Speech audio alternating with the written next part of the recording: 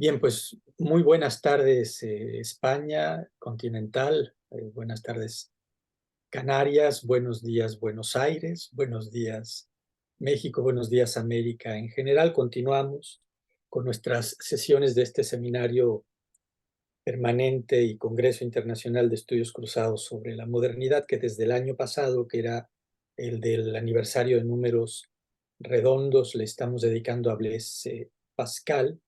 Esta vez con la gran especialista en Blaise Pascal en lengua española, Alicia Villar, de quien tengo aquí como amuleto pues su Pascal, Ciencia y Creencia, que pues fue saludado como el primer libro riguroso de introducción a Pascal en español, y que fue el antecedente. No tengo tu Pascal en Gredos en realidad, pero tengo aquí para que parezca que tengo el Pascal, tengo el Leibniz de Gredos.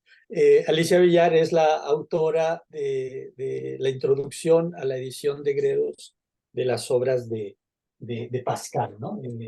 Y bueno, también tengo aquí el libro de reconocimiento con el que su universidad pues saludó su jubilación, ¿no? Este libro, Un pensamiento cordial e ilustrado, razón, compasión y trascendencia, coordinado por Antonio J.M. Sánchez Orantes y por Mario Ramos, ¿no? Que coordinaron este libro de homenaje en el que varios autores escribimos para saludar la obra de Alicia Villar, que bueno, pasa a esta nueva etapa ya como eh, investigadora ante todo, ¿no? Que ya con la descarga de la docencia regular. Y pues ese tipo de presentaciones rápidas son las que hacemos, querida Alicia, bienvenida y tienes la palabra. Muy bien, pues muchas gracias por la invitación, por la organización de este simposio internacional tan oportuno y por tu generosa presentación. También gracias al profesor Jesús Carlos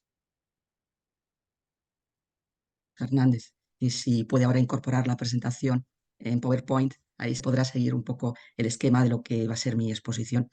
Tú enseñabas el libro de Pascal, Ciencia y Creencias. Es un libro que yo escribí después de presentar mi tesis doctoral. Tiene muchísimo tiempo y la verdad es que ahora lo releo y, y noto, ¿no?, el tiempo que ha pasado. Y bueno, yo he seguido leyendo, releyendo a Pascal y sobre todo en diálogo con otros autores. Y mi visión ahora quizás sea distinta.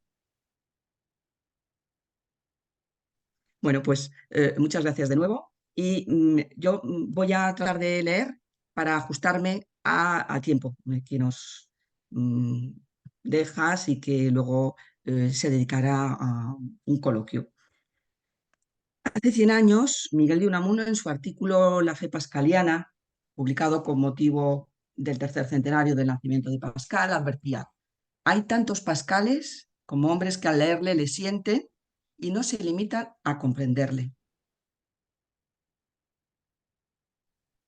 Este cuarto centenario del nacimiento de Blaise Pascal, se ha cumplido en el año 2023, es una excelente ocasión para repensar a este autor en el contexto de la modernidad, contando con los grandes avances en las ediciones críticas de sus obras. Me gustaría centrarme en tres aspectos que resaltan la modernidad de Pascal y que se verá pues, en la página que sigue a esta presentación general. En primer lugar, su delimitación de los dominios de la ciencia y de la religión. En segundo lugar, su descripción de la condición humana según el orden de las series de los fragmentos de los pensamientos, los llamados papeles clasificados según las copias de manuscrito. Y por último, el compromiso ético que conlleva el famoso argumento de la apuesta y también la importancia que tiene para interpretarlo las anotaciones al manuscrito original. Pues si podemos seguir las páginas siguientes. Quiero señalar que también voy a aludir a la lectura trágica de Pascal por parte Miguel Unamuno y su visión de su fe dolorosa, como refirió en su artículo antes citado. Ambos fueron sentidores. Juan Carlos Moreno Romo ha titulado precisamente a uno de sus trabajos dedicados a Pascal y Unamuno de esta manera. Unamuno y Pascal, sentidores. Efectivamente, yo creo que fueron sentidores de los problemas esenciales del ser humano. Quisiera detenerme en el Pascal más actual, en el que el lector de nuestro tiempo se puede reconocer. Uno de los rasgos que caracterizan la obra del sabio francés es su doble fidelidad a su condición de científico y de creyente. Porque Pascal fue un fino trazador de fronteras y distinguió los saberes que dependen de la memoria y son meramente históricos, entre ellos destacó a la teología, de los que dependen de la razón y de la experiencia, en especial la física y las matemáticas. En su prefacio sobre el Tratado del Vacío, reclamó expresamente la libertad del científico, su autonomía frente al principio de autoridad.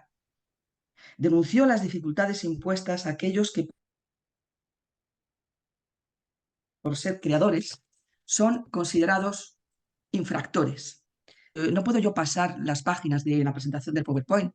No sé si Juan Carlos o Jesús Carlos Hernández podéis pasarlas. Carlos es el que...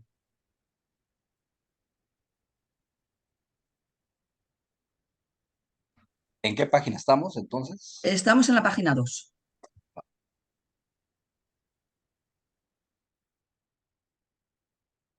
Para no quedarme muy atrás luego en la presentación, disculpar la interrupción.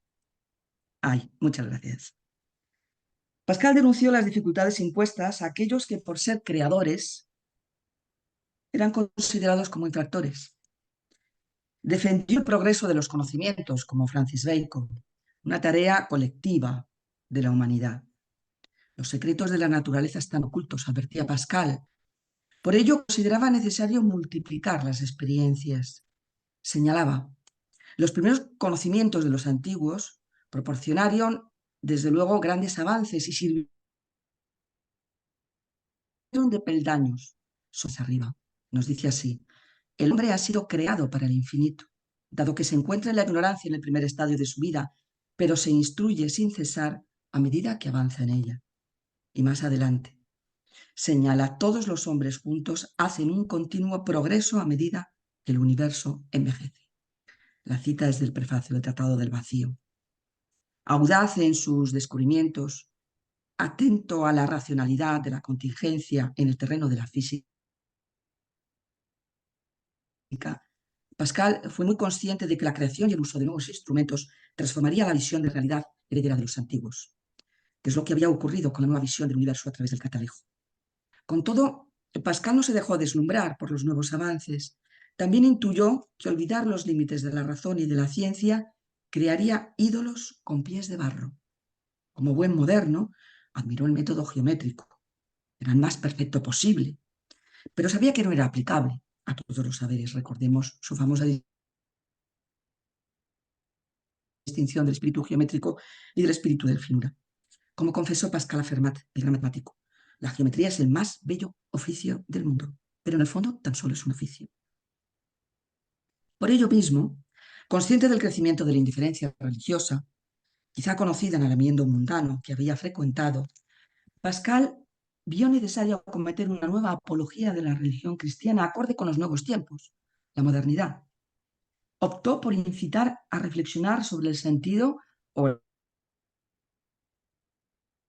el sinsentido de la vida humana. Para ello se alejó de dogmatismos y escepticismos extremos. Solo en un segundo momento destacaría la esencia del cristianismo. Como observó Philippe Sellier, aunque la religión circula por los pensamientos, ello no es un obstáculo para filosofar religiosamente. Pascal formuló un nuevo discurso teológico y moral sobre el ser humano, actualizando temas que provenían de las escrituras y de la tradición agustiniana. Con ello resaltaba las contradicciones del mundo moderno y del ser humano, en general y en particular. Es lo que se comprueba en sus reflexiones sobre la vanidad, la idolatría, el corazón, que entiende como el fondo de nuestro ser, o la ceguera para descubrir un Dios que se esconde, temas que provienen de las escrituras. Otros temas, como bien mostró Philippe Sellier, provienen de San Agustín, como la escisión humana debido a la coexistencia de los dos amores, Dios y las criaturas, y su teología de la gracia. Su exposición sigue el orden del amor, que consiste en la digresión sobre cada punto con relación al fin para mostrarlo siempre. Pascal también acusa su lectura de Montaigne. Se identificó con su estilo y permite entrar en relación directa con el lector, y que se inspira en las conversaciones que surgen en la vida ordinaria. Su lenguaje es vivo y ambos optaron por términos concretos. Pascal debe su cultura profana a Montaigne. De ahí proceden las citas de personajes de la historia antigua, lo mismo que los dichos de Séneca y de Cicerón, que se reconocen en muchos de sus fragmentos. Montaigne y Pascal también interpelan al lector por su lirismo. Ello se traduce en un abundante empleo de las metáforas. Su estilo permite pensar la vida. Así parece valorarlo Pascal cuando señala que el estilo natural nos asombra y encanta cuando lo vemos, porque esperábamos a un autor y encontramos a un hombre que puede hablar de todo, nos dice en su fragmento 675 según la clasificación de la FUNA. Es el sujeto real, captado en su complejidad y ambivalencia, en su movimiento. Lo que diferencia el estilo de Pascal al de Montaigne es el tono de sus reflexiones. A Montaigne le asombran las contradicciones de la condición humana. A Pascal le duelen y en ocasiones le indignan. En cuanto al fondo, Pascal se distingue de Montaigne y su ambiguo fideísmo.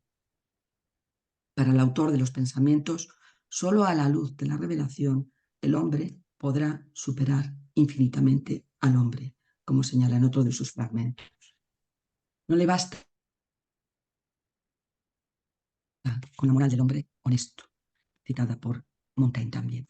La originalidad de las reflexiones de Pascal consiste en su modo personal de orientar temas clásicos.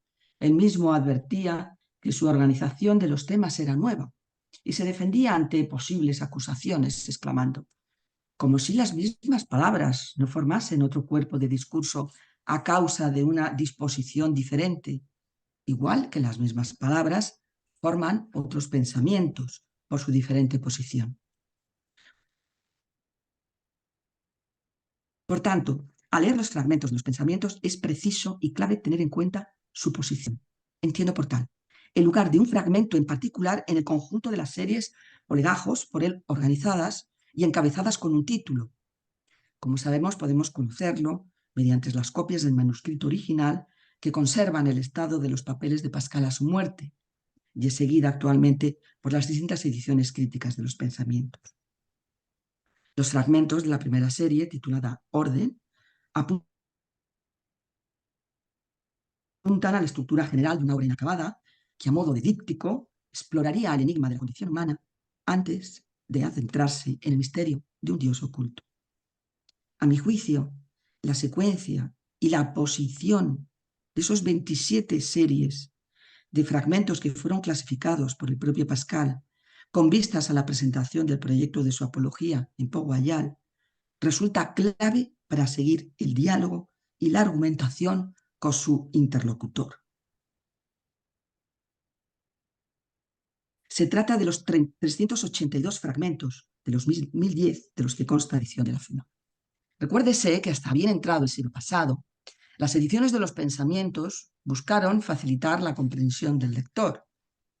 Con ello, se alteró la clasificación realizada por su autor, hasta que Luis Lafumá editó los pensamientos siguiendo una de las dos copias del manuscrito original. Se explica así que cada época destacará un aspecto de Pascal. Para algunos ilustres críticos, los pensamientos fueran obra de un sublime misántropo, en expresión, por ejemplo, de Voltaire. Más tarde, a comienzos del siglo XX, Miguel de Unamuno vio a Pascal como un ejemplar típico de los hombres de carne y hueso que tienen el sentimiento trágico de la vida, un hermano espiritual y un espejo en el que verse reflejado. Como a él, le resultaba incomprensible la insensibilidad ante la perspectiva de la muerte, ante la alternativa del o todo o nada.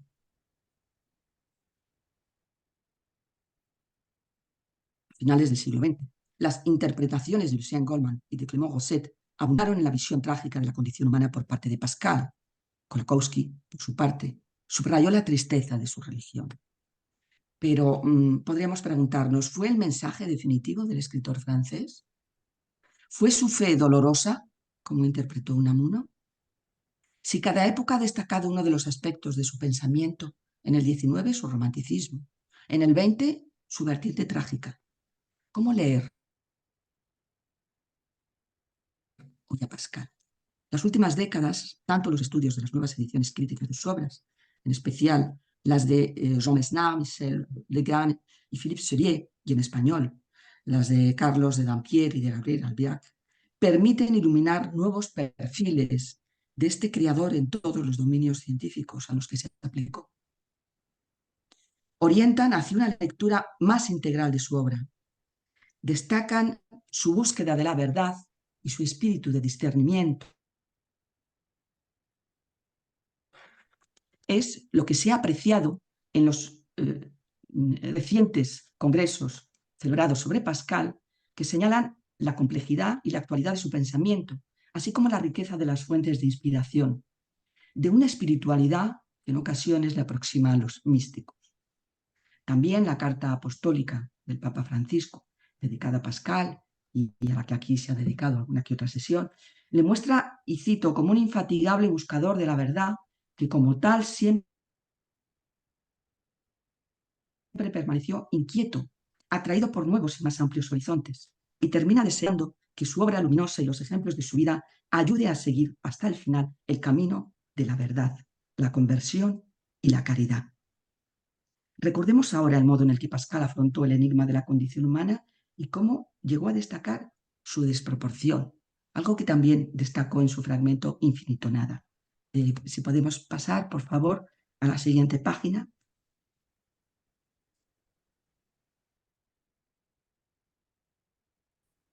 Sería la número 3, según la presentación del PowerPoint.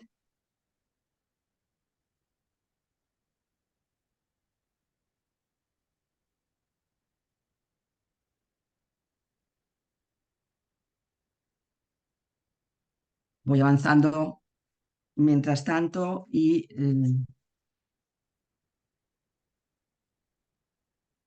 Eso ya está. me voy a dedicar ahora a lo que viene en la página 3 y 4 de la presentación. Muchas gracias.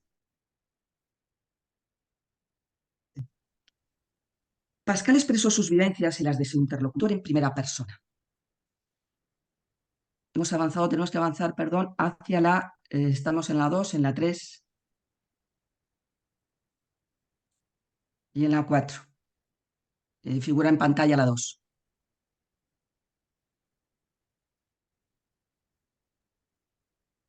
Es esta sería la 5. No, esa es la, según veo yo, la 2. Es la Yo ya veo 3. las 3. No me coincides, es la siguiente a esa, que está en pantalla.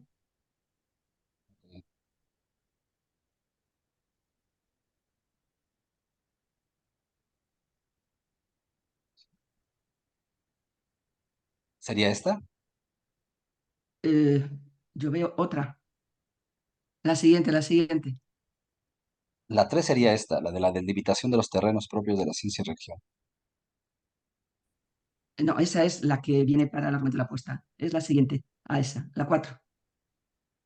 La clasificación de las series de fragmentos. Bueno, puede valer, sí, esta puede valer. Pascal expresó sus vivencias y las de su interlocutor en primera persona, del singular o del plural, con un lenguaje en ocasiones poético.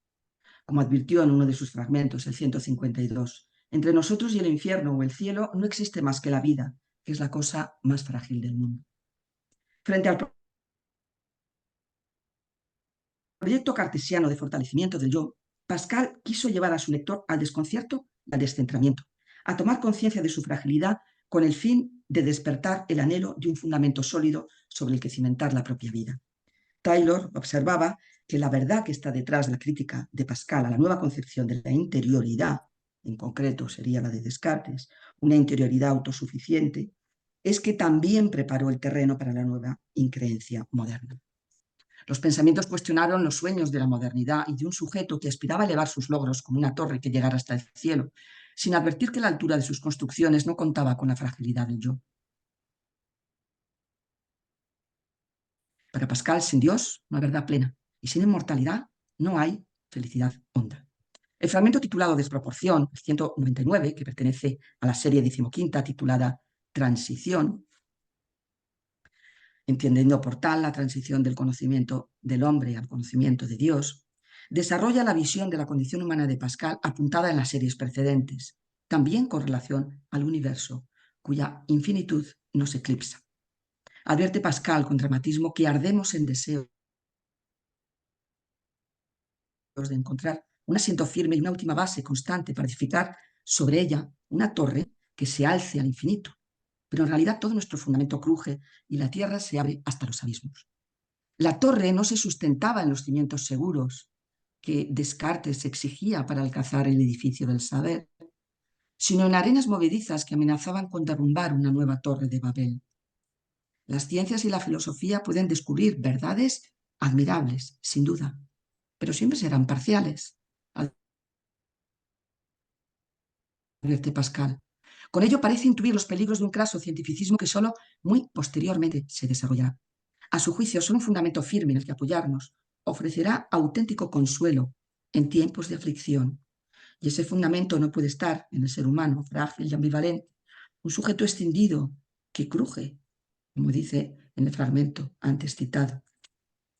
Pascal incita a ejercitar una lucidez en ocasiones dolorosa, el reconocimiento del enigma de que el hombre es un monstruo incomprensible, como dirá en una de sus hipérboles más conocidas. Es un enigma para sí mismo, es cloaca de incertidumbre, pero a tiempo, señala, es depositario de la verdad.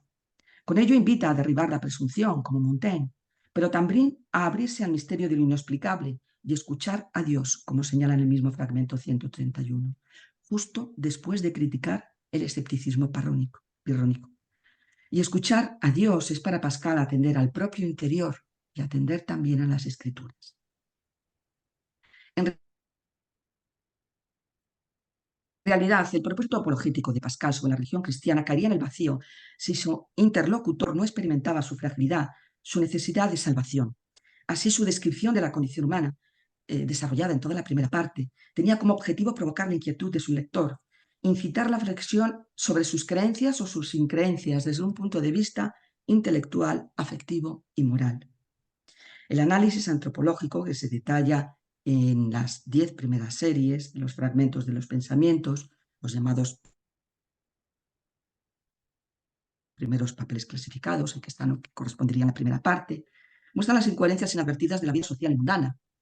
Más que con abstracciones, de un modo inductivo, con abundantes ejemplos que en ocasiones toma de Montaigne, Pascal describe cómo nos gobiernan las pasiones y explora los mecanismos de evasión y todo aquello que revela una sensibilidad exacerbada para los intereses propios y embotada para los ajenos.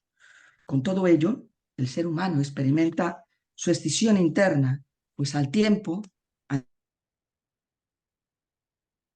añora un equilibrio y una paz que se revela, la más de las veces, inalcanzable por nuestros propios medios. ¿Qué nos enseña la posición de los temas en las series o legajos de los papeles clasificados? ¿Cómo nos llevan hasta la descripción desarrollada en su fragmento sobre la desproporción? Ahí ese que está realmente casi, diríamos, al final de la primera parte y ahondando en la segunda parte, que se puede ver ahí en la pantalla de esa presentación del PowerPoint. Las primeras series de los fragmentos, de la segunda a la sexta, describen los efectos de la contingencia y de la miseria humana entendida en un sentido amplio. Mientras que Pascal dedica a la grandeza una sola serie de fragmentos, la sexta, la miseria ocupa una en sentido estricto y varias series correlativas dedicadas a la vanidad, es la segunda, la miseria es la tercera y el aburrimiento, la cuarta. Las tres series presentan al ser humano como un ser escindido y vacío, pues anhela falsos bienes que no pueden proporcionar la felicidad que, en el fondo, anhela en realidad. Su conclusión será que el ser humano es miserable natural y voluntariamente, pues cuando experimenta su verdadera condición y se aflige a ello.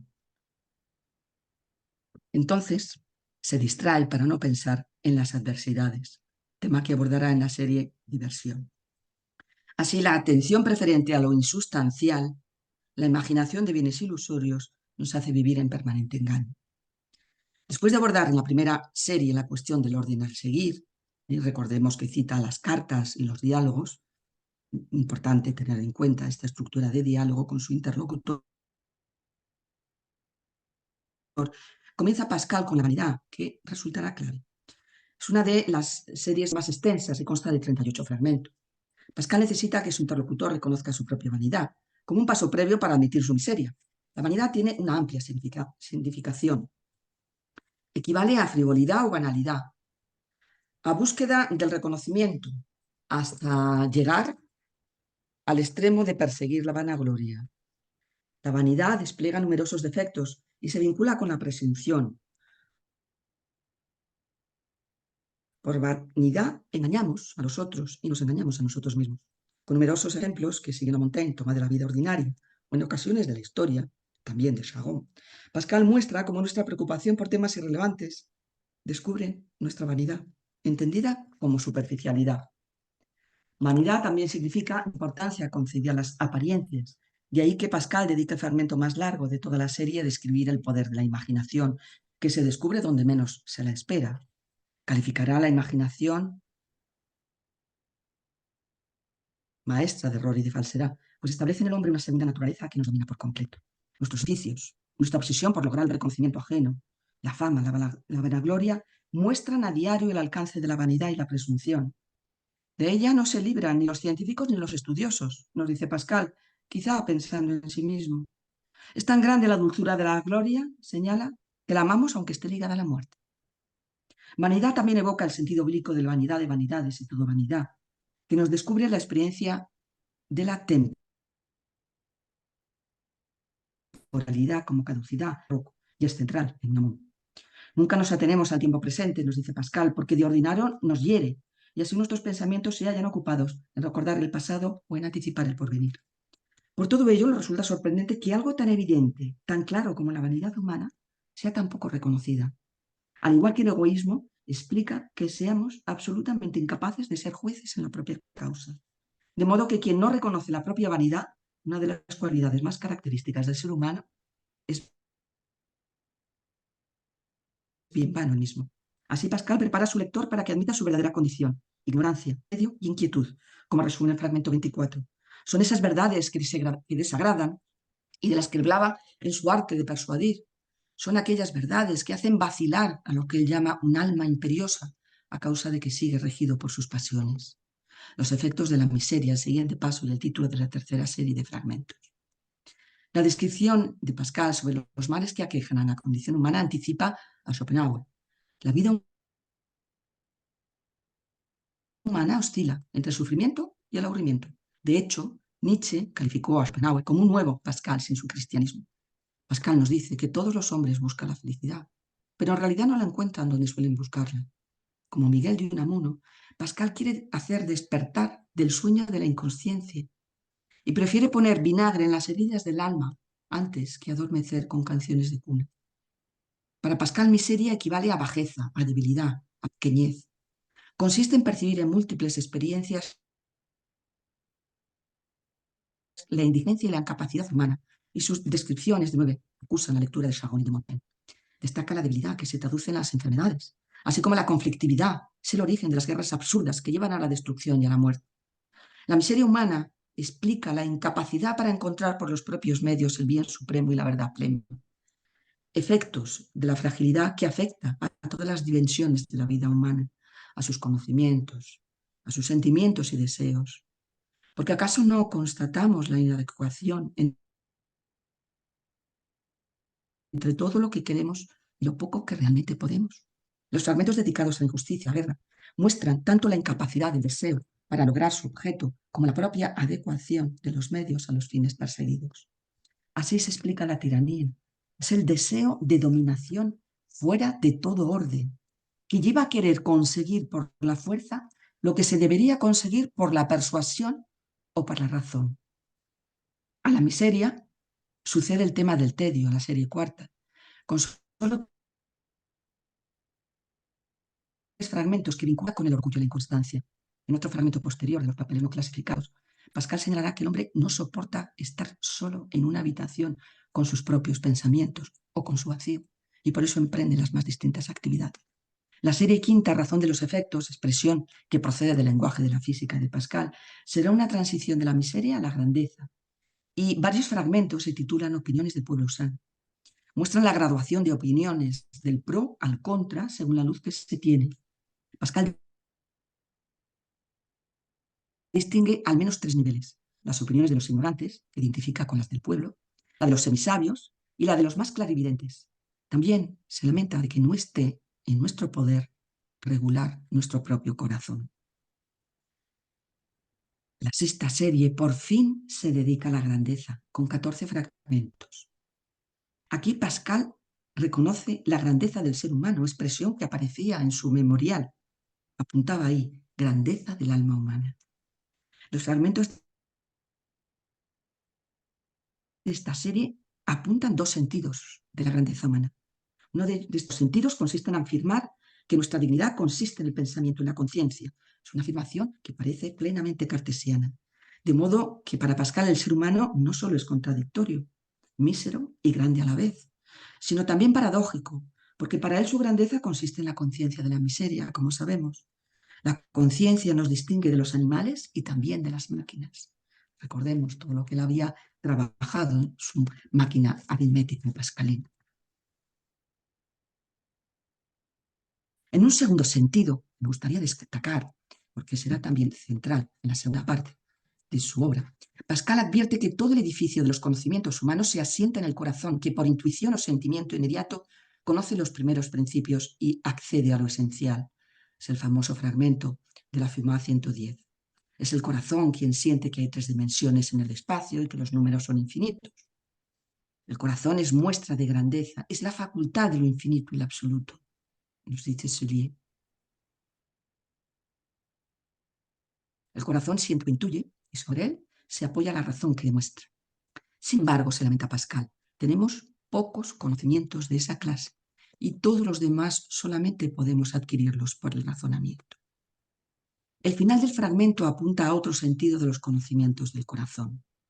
Se trata de la fe por sentimiento, concedida por Dios, y que hace sentirse convencido y hace sentirse también bienaventurado.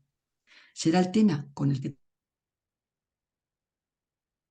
terminará la última serie, la que se denomina conclusión.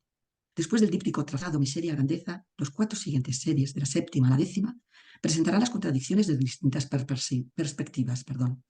Serán las tituladas como contradicciones, la serie 7ª, como diversión, serie 8ª, filósofos, serie 9ª, y bien supremo, serie 10ª. La diversión es entendida en un sentido muy amplio, más amplio que el que encontrábamos en Montaigne. Es el divertimento. Será analizado desde un punto de vista psicológico y moral. Es un mecanismo de evasión, parece decir Pascal como un psicólogo antes de tiempo. Es un modo de evitar el tedio y la tristeza. Desde el punto de vista moral, la diversión entretiene y hace preferir lo accesorio a lo esencial, pero no libra en realidad el sufrimiento que conlleva la indigencia. Solamente es una alegría puntual. Después de revelar las contradicciones humanas y dialogar con los pyrrhonianos, que prescinden de lo que en el fondo queremos y sabemos, en las series dedicadas a los filósofos, la 9ª serie, y el bien supremo, la 10ª, se distanciará de los estoicos, que ocultan lo que realmente podemos, como había señalado en su conversación con el señor de Sacy. Sin poder adentrarme en el contenido de esas 27 series, sería imposible. Ahora, si quisiera destacar los temas que figuran en una serie de fragmentos, son los que corresponden a la 12ª y que se titula Principio o Comienzo, según las traducciones al español. Y su posición, de nuevo, es central, pues después de finalizar la primera parte sobre la miseria humana, introduce la segunda parte de la obra, dedicada a la felicidad del hombre con Dios.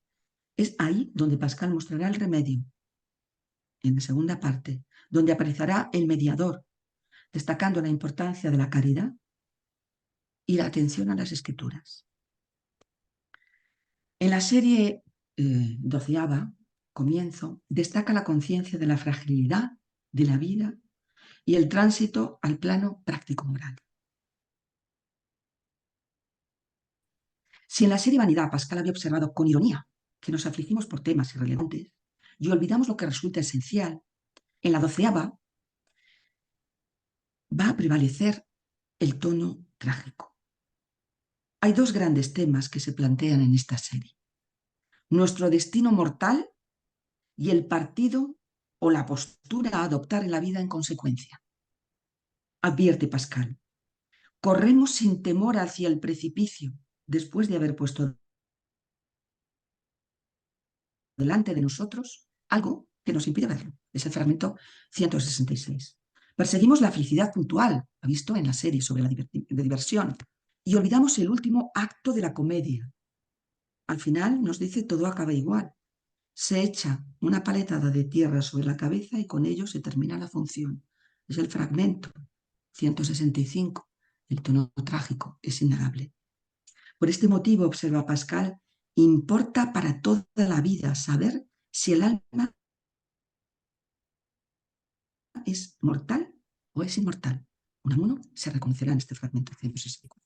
Afrontar nuestro destino mortal despierta el anhelo del infinito y eterno y nos conduce a tratar de esclarecer nuestras creencias y deseos más profundos.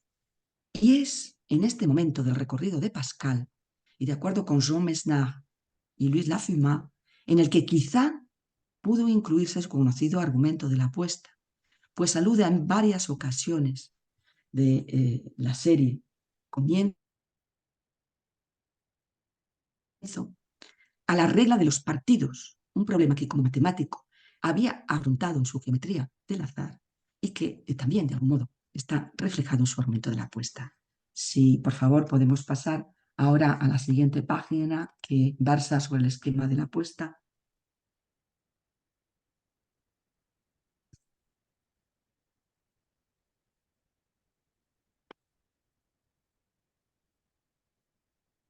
Muchas gracias.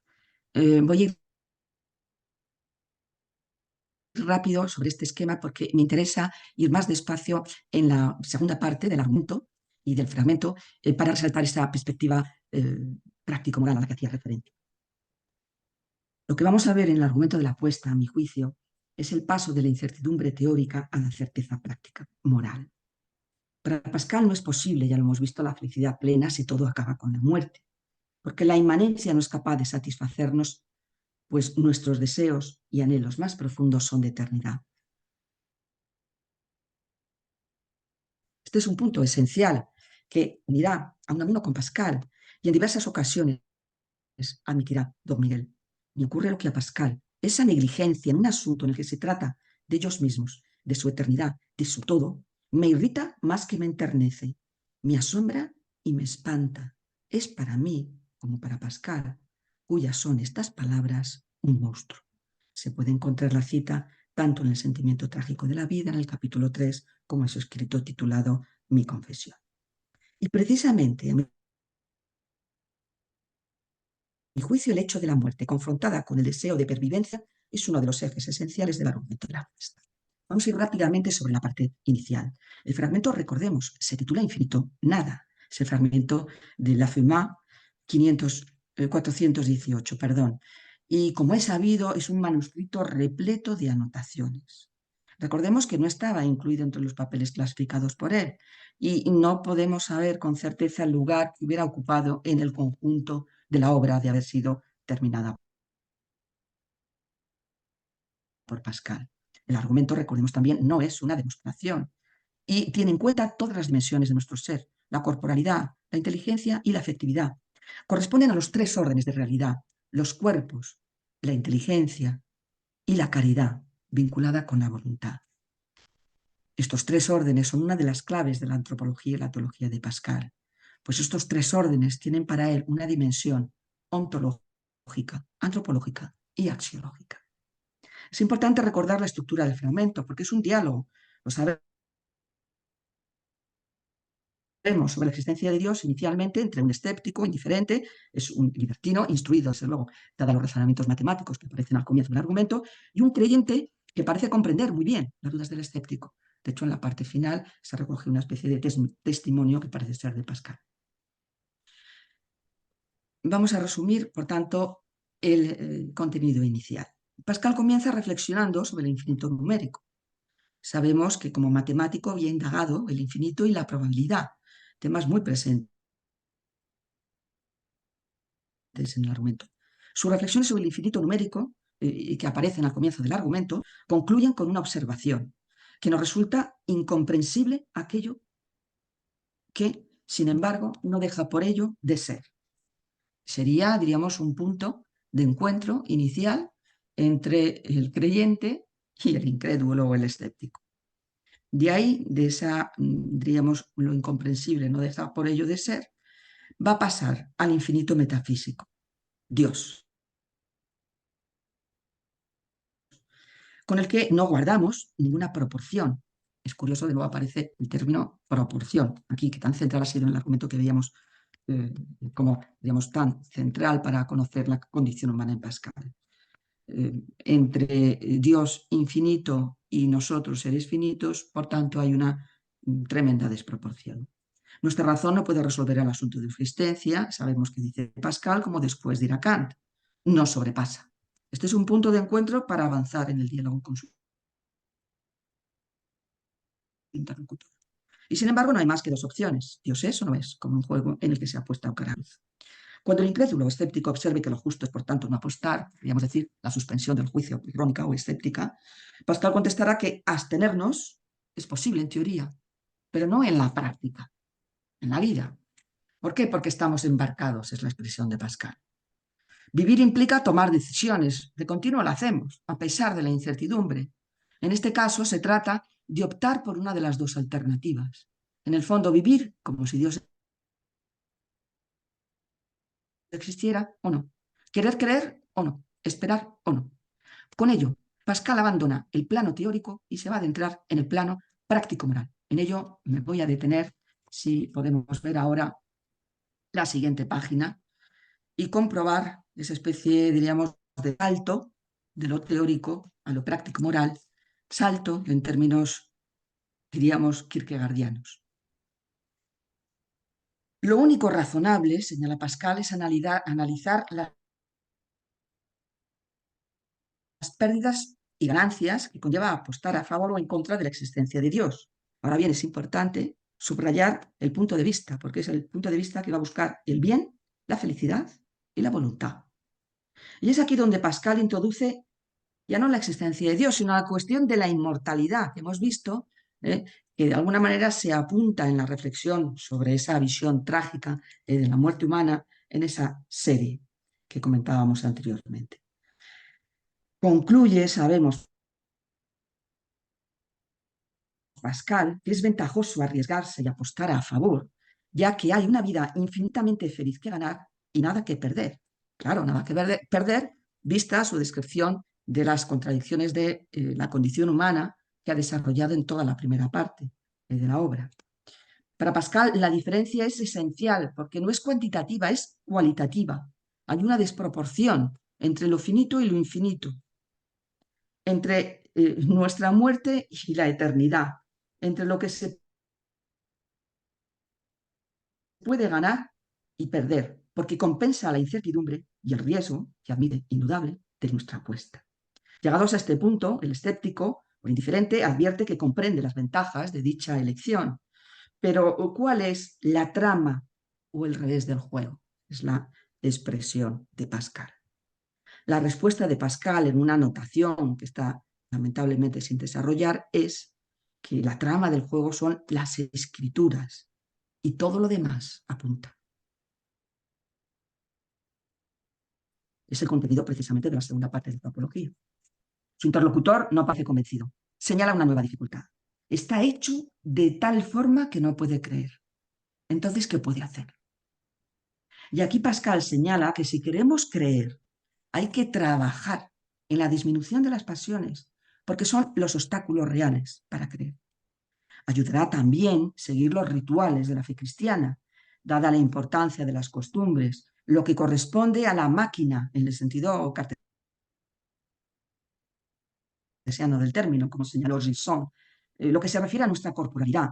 Recordemos que el fragmento de la primera serie, el quinto, contestaba Pascal, aquel que decía que prefería no buscar a Dios, la máquina. Esto es, hay que desarrollar respuestas, diríamos, propias de nuestros automatismos, de lo que procede de nuestro cuerpo.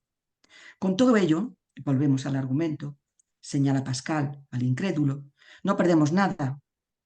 ¿Por qué? Seremos honestos, sinceros, agradecidos, buenos amigos, veraces, destaca. En definitiva, habremos ganado y ahora hay un nuevo salto, porque de esperar la vida futura, ahora él se centra en esta vida, porque hemos ganado ya en esta vida si adoptamos esta conducta. Habremos ganado por lo que toca a nuestra felicidad y también a la felicidad del conjunto de la realidad, de los demás. Para Pascal, apostar y vivir como si Dios existiera no tiene comparación posible frente a la opción contraria. ¿Cuál es? Pues una vida centrada en un amor desmedido de sí mismo, un egoísmo que nos aleja de los demás y de Dios, el ser universal. Así podemos comprobar, como en el argumento considerado, desde luego pragmático por mayor parte de los especialistas, prevalece el papel de la voluntad. Se trata de quitar los obstáculos, es lo que está en nuestras manos, controlando las pasiones que llevan a no querer creer en Dios. Me gustaría recordar, llegado a este punto, lo que José Gómez Cafarena, en su libro El enigma y el misterio, señalaba, ya no sobre la apuesta de Pascal, sino sobre la apuesta del creyente por Dios. Sugería a Cafarena que dicha apuesta tiene que ver con una actitud ético-religiosa que se orienta a hacer posible un proyecto de humanidad gravemente amenazado por los males. Lo razonable de tal apuesta estaría en el coraje ético que produce, nos dice Cafarena. A mi juicio, es posible interpretar la apuesta de Pascal en este amplio sentido, primando la perspectiva moral señalada. Pero nos podríamos preguntar ahora, ¿cuál sería el acento de Pascal a propósito de la moral cristiana? ¿Se queda en la moral del hombre honesto? En el fondo estaría muy próximo a Montaigne o bien a la Montaigne de los estoicos. Las anotaciones en los márgenes del manuscrito de la apuesta, siguiendo la edición de la Fuma, es central, creo, para completar el sentido del argumento. Si podemos pasar, por favor, a la siguiente página.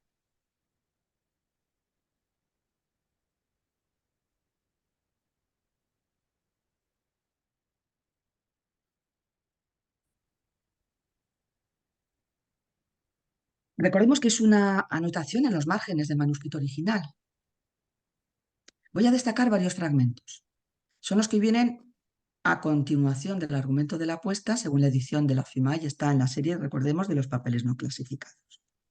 El primero en el que me detengo, lo tienen allí en pantalla, contiene precisamente uno de los fragmentos más conocidos de Pascal y que creo que es interesante situarlo en su contexto. Nos dice: el corazón tiene razones que la razón no conoce. Lo sabemos por mil cosas. Sabemos que hace una llamada, diríamos, a la experiencia propia, la experiencia de su lector. Digo que el corazón ama el ser universal naturalmente y a sí mismo naturalmente. Y en la medida en la que se entregue a ellos, se endurece contra uno u otro a su elección. ¿Habéis rechazado el uno y conservado el otro? ¿Es por razón por lo que os amáis? Me interesa destacar la segunda parte del fragmento, pues alude a la dualidad bíblica del corazón de piedra y del corazón de carne. Implica que hay que optar entre el egoísmo, ese amor desmedido de sí mismo, que endurece mi corazón hacia los demás, es el amor de concupiscencia o el amor al ser universal, Dios, que nos enseña que formamos parte de un todo. Para San Agustín, el amor mundano que se apega a lo terreno es cupiditas. El amor justo que busca la eternidad es caritas. Ambos son anhelos o deseos del alma humana. Ama, señala Pascal con Agustín, pero cuídate de aquello que amas. Buscar a Dios conlleva una cierta actitud moral. Si queremos creer, solo está en nuestra mano quitar los obstáculos, recordemos. Quitar los obstáculos que lo impiden, las pasiones. Confiando en que algún día sea concedida la auténtica fe que salva. Ahí también se manifiesta ese agustinismo de Pascal. Es aquella fe de la que hablaba precisamente en el fragmento 110, el conocido fragmento también sobre los conocimientos del corazón. Y es lo que anuncia en el siguiente fragmento. De nuevo hay que recordar que es una anotación del manuscrito al argumento de la apuesta. El fragmento 424. Es el corazón quien siente a Dios y no la razón. He aquí lo que es la fe. De nuevo, como en la Biblia, para Pascal el corazón representa el centro y el fondo indiferenciado de la persona y es el lugar de la auténtica conversión. Es el fondo de la voluntad, es a la vez fuente de lucidez y principio de ceguera, señalaba Jean Roussier. La fe, sentir a Dios, es un don gratuito de Dios. Es una experiencia irreemplazable que transforma todas las dimensiones de la existencia humana. Así, comprobamos cómo el agustinismo y el tema de la gracia, fuente de amor supremo, se hacen presentes en la comprensión de la fe de Pascal, distinta a la fe dolorosa que Unamuno vio en el autor de los pensamientos. También lo testimonia el contenido del memorial, el momento excepcional que Pascal vivió de revelación de un Dios oculto. Se explica así el contenido de la última anotación del manuscrito de la apuesta. Es el fragmento 426 que ven también en pantalla. Solo la religión cristiana hace al hombre amable y feliz al mismo tiempo. Con la honradez no se puede ser amable y feliz al mismo tiempo. La doctrina de Pascal es una filosofía de la fe, afirmaba de nuevo Jean Roussier, porque la filosofía da paso a la religión. Recordemos que sin la esperanza de la vida futura, para Pascal no es posible la felicidad plena. De ahí la afirmación de ese fragmento sobre la felicidad del cristiano auténtico. Para Pascal, las sectas filosóficas, las escuelas filosóficas no pueden superar las limitaciones humanas ni procuran la felicidad que en el fondo anhelamos. Ni epicureísmo, ni escepticismo, ni estoicismo, que asocia con las tres concupiscencias de San Agustín. Advierte, quien piensa que el ser humano puede perfectamente ser virtuoso por sí mismo y alcanzar por sí solo directamente a Dios, ni conoce a Dios, ni lo que es su nombre. La observación puede referirse tanto a los estoicos como también al racionalismo cartesiano. Más allá de la moral del hombre honesto, para Pascal, la conversión verdadera requiere anonadarse ante ese ser universal y reconocer que sin él no se puede nada, dice en el fragmento 378. Desde el punto de vista moral, para el sabio francés hay un salto, insisto, dicho en términos kierkegaardianos, entre el plano ético también y el religioso. Su referente es Jesucristo, modelo de perfección y mediador entre el hombre con Dios, porque son dos realidades inconmensurables. Recordemos su expresión, desproporción. Su compendio o resumen de la vida de Jesucristo, que es un escrito poco conocido y estudiado, presenta los rasgos de ese alma heroica, como califica Jesucristo. Es el mediador entre Dios y los hombres. Por Jesucristo y en Jesucristo, dice Pascal, se revela Dios y se enseña la moral. Es lo que nos dice el fragmento de la serie 14, titulada Excelencia.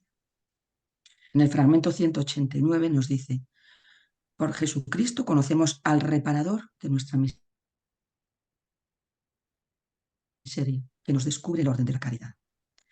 A mi juicio, Pascal quería incitar al escéptico incrédulo a que rompiera el círculo vicioso en el que se encontraba, pues su egoísmo impedía abrirse a la experiencia religiosa, dadas las exigencias morales que implica, y el rechazo e ignorancia del Dios cristiano le impiden liberarse del egoísmo. Es así como el alejamiento de Dios provoca el ocultamiento de Dios. Para el escritor francés hay además tres medios de creer, por medio de la razón, la costumbre y la inspiración. Si se prescinde por completo de la razón, realmente el proyecto de la apología de Pascal no tendría ningún sentido, pues la inteligencia necesita razones, nuestra dimensión corporal, automatismo, costumbres que confirman las razones, el corazón, la fe por sentimiento. Es preciso unir lo interior y lo exterior para que la fe no sea y no resulte vacilante. En definitiva, el argumento de la apuesta ejerce un papel equivalente en materia religiosa al que para Descartes tenía la moral provisional. No es el punto final de la apología de la religión cristiana, pues su objetivo, recordemos, fue presentar los motivos de credibilidad de la fe en plena modernidad. Es presentar lo que le hace digna de ser respetada y deseada. En la serie 13ª, titulada Sumisión y uso de la razón, Pascal nos dice que si ofendemos los principios de la razón, nuestra religión será absurda y ridícula. Si sometemos toda la razón, nuestra religión no tendrá nada de misterioso y sobrenatural. En el fragmento de la misma serie, 174, citando a San Agustín, Pascal destaca que la razón no se sometería jamás si no juzgara que hay ocasiones en las que debe someterse.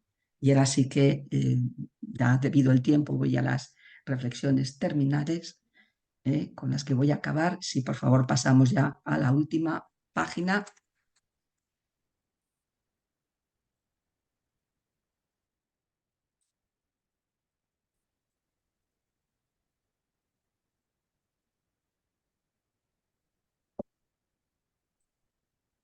Es la página siguiente, es la página 8,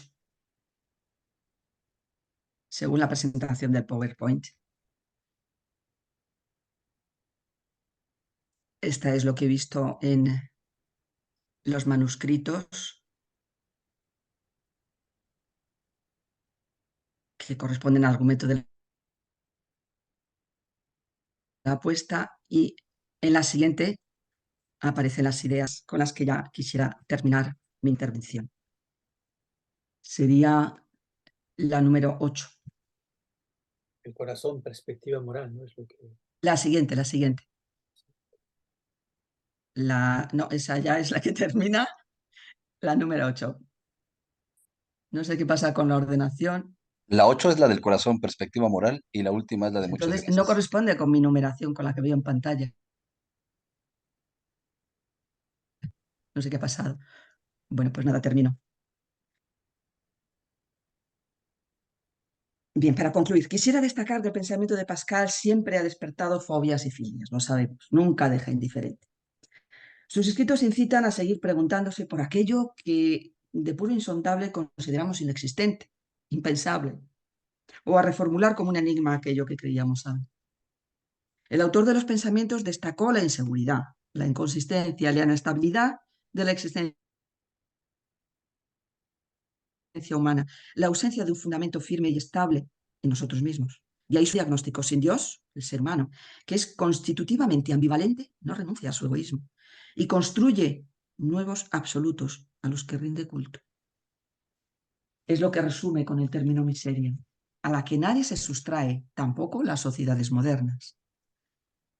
Nos llama a que reconozcamos que estamos llenos de contradicciones.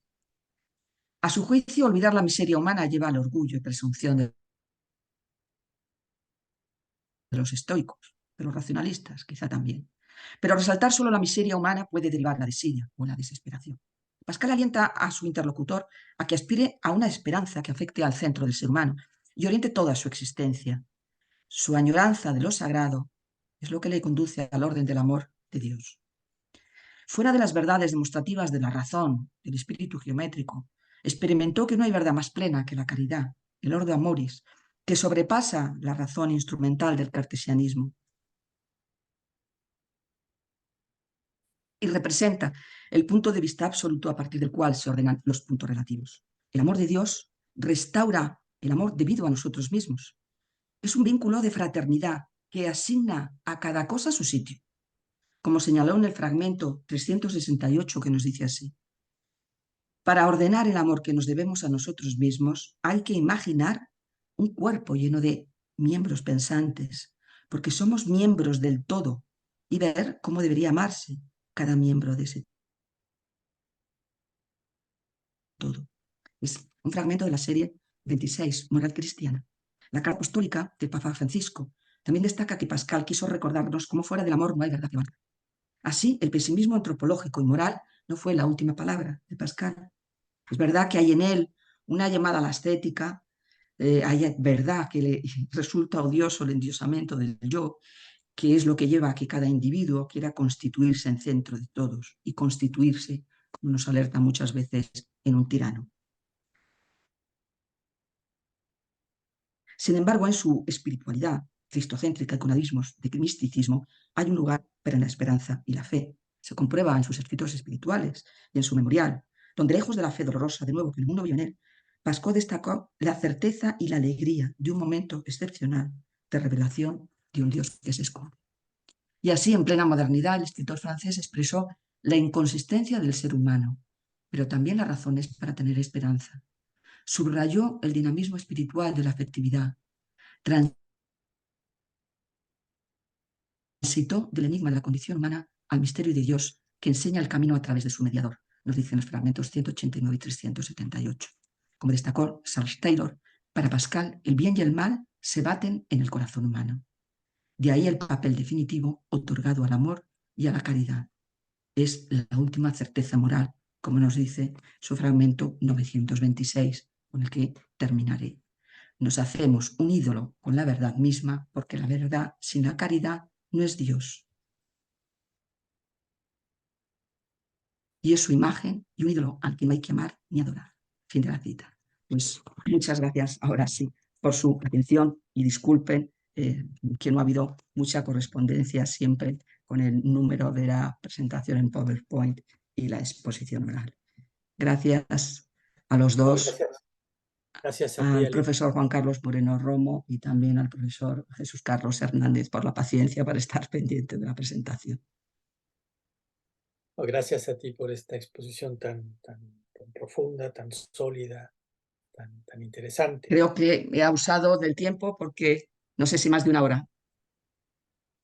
No, poco menos de una hora, pero además no es abusar, es ser excesivamente generosa con nosotros. Nada, vosotros con la escucha. Bueno, para desencadenar el diálogo, pues me toca a mí el privilegio, ¿no? de comenzar de comenzar este diálogo. En la conferencia que escuchamos, la última conferencia la precedente, ¿no? Me tocó hacer el abogado del diablo contra el Pascal que nos presentaba Mauricio Bouchot, apoyándome en François Mauriac. Entonces yo haría ahora con tu exposición algo similar. A propósito de este Pascal que nos invita a quitar los obstáculos para la fe, y Mauriac criticaba eso, decía, bueno, pero si tú crees que todo lo hace la gracia, entonces, ¿para qué escribes una apología? Y si tú crees, bueno, eso ya lo traduzco yo, ¿no? Si tú crees que Descartes es inútil e incierto, ¿cómo me vienes con una especie de tratado de las pasiones del alma cartesiano, no? ¿Verdad? A proponernos lo que el tratado de las pasiones de Descartes nos propone, ¿no? ¿Cómo verías tú esta objeción de Mauriac? Sí, yo creo que es la objeción también que se plantea el lector de Pascal cuando ve, además formulado, serás sincero, honesto, agradecido. Realmente es la descripción, diríamos, de la moral del estoicismo, por una parte, pero también podríamos decir de Montaigne, que ha ido más allá en el plano práctico-moral. No lo olvidemos, diríamos, de la suspensión del juicio. Creo que ahí sí, ahí está, es un punto para reflexionar, porque sería, al menos adopta, trata de adoptar esa actitud. Pero sí, yo creo que si no está, por lo menos en Pascal, en consonancia, diríamos, con todo lo que desarrolla sus escritos espirituales, la gracia de por medio, ahí yo creo que su agustinismo es claro. Ese ideal moral no lo alcanzamos, nos quedamos, sí, en el hombre honesto, en la honestidad. Claro. Pero incluso me viene a la mente una frase del discurso del método, ¿no? Donde dice que las virtudes de los paganos son soberbios castillos edificados sobre la arena, ¿no? Y entonces Descartes tampoco estaría tan lejos de esta eh, crítica cristiana del humanismo, y tampoco sería tan cierto que Descartes nos estaría proponiendo un humanismo que descansara sobre el ser humano solo, ¿no? O sea, al contrario, aunque no insiste mucho en ello, Descartes está siempre apelando a la gracia y al cristianismo, ¿no? Sí, es cierto. Yo ahí lo que creo que es más distante eh, de Pascal con respecto a Descartes es la idea de la fortaleza del yo cartesiana. La idea del yo que se ve en el Tratado de las Pasiones es el yo, es un yo heroico, podríamos decir, que logra el perfecto control de las pasiones. Y además, Pascal considera que si, digamos, nos conducimos ordenadamente, cualquiera puede llegar a este fortalecimiento del yo. Y las dificultades, bueno, y el sufrimiento, pues pueden ser como en los estoicos, una ocasión de superación. Yo no tengo tan claro que eso ocurra en Pascal, porque ahí sí que Pascal, con todo lo que admira las verdades de la ciencia, diríamos las verdades de la física a través de la experimentación, que es muy moderno, las verdades de la geometría, distingue completamente lo que es el plano moral. E incluso tiene ese fragmento que dice, ¿por qué voy a dividir yo mi moral en 2 preceptos o en 3? Es un poco la idea de ama y haz lo que quieras. Pero claro, ¿qué es lo que amas? Si es porque amor también es el amor de sí y el amor de concupiscencia. Por eso yo creo que es bastante clave esos fragmentos, ¿no?, de las últimas series, tanto la de la excelencia como la de moral cristiana, como la de la conclusión, que apuntan, diríamos, a esa especie de transformación mediante el orden del amor. Ese es distinto de la moral cartesiana. Pues yo Pero es un comienzo amor sí, sí. al otro mediante, digamos, el amor de Dios.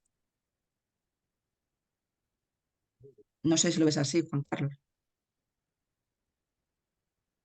Sí, pero incluso Descartes desde su propio racionalismo va en esa, desde su propio racionalismo, entre comillas, va en esa dirección y el propio Spinoza, ¿no? El propio Spinoza también se trata de superar al yo en este amor de Dios, eh, ¿verdad? A través de ese modo de Dios en el que Dios se comprende y se ama a sí mismo. Por cierto, aprovecho para consultarte porque ha salido en un par de ocasiones en nuestro seminario esta idea de un Pascal reaccionando contra Spinoza, lo cual, bueno, para nosotros como lectores es algo que se impone, ¿no? Pero históricamente yo creo que es prácticamente imposible que Pascal haya sabido de Spinoza, ¿no? Porque el primer texto publicado de Spinoza es Los principios de la filosofía de Descartes, y para entonces Pascal ya estaba muerto, si no me Claro. equivoco. Y no creo que la fama de Spinoza antes de escribir haya podido llegar hasta Pascal, ¿no? Pero entonces es extrañísimo cómo parece que le está respondiendo a Spinoza antes de que Spinoza aparezca, ¿no?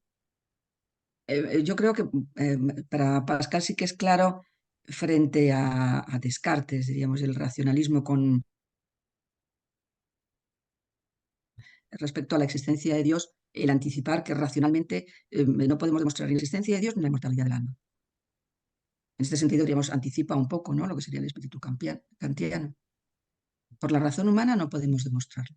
Es indemostrable, claro, esto, diríamos, en Descartes es clave en la existencia de Dios. Por eso tiene ese fragmento, realmente yo creo que textualmente Pascal no tiene muchos fragmentos que dedique a Descartes. Tiene el famoso que viene al final, que es el Descartes inútil incierto. Y luego el otro que yo creo que en su formulación se orienta más a esto mismo, sobre lo que estamos ahora hablando, Juan Carlos, que es Descartes ha querido, diríamos, adentrarse en el tema de la existencia de Dios, pero luego, bueno, vienen las traducciones, le ha dado un papirotazo, es decir, una vez que ha resuelto ese tema, él avanza en su propio sistema y no se vuelve a ocupar de Dios. Pascal no, Pascal se adentra, diríamos, su pensamiento es una filosofía de la religión, se adentra en este terreno. Claro, por supuesto.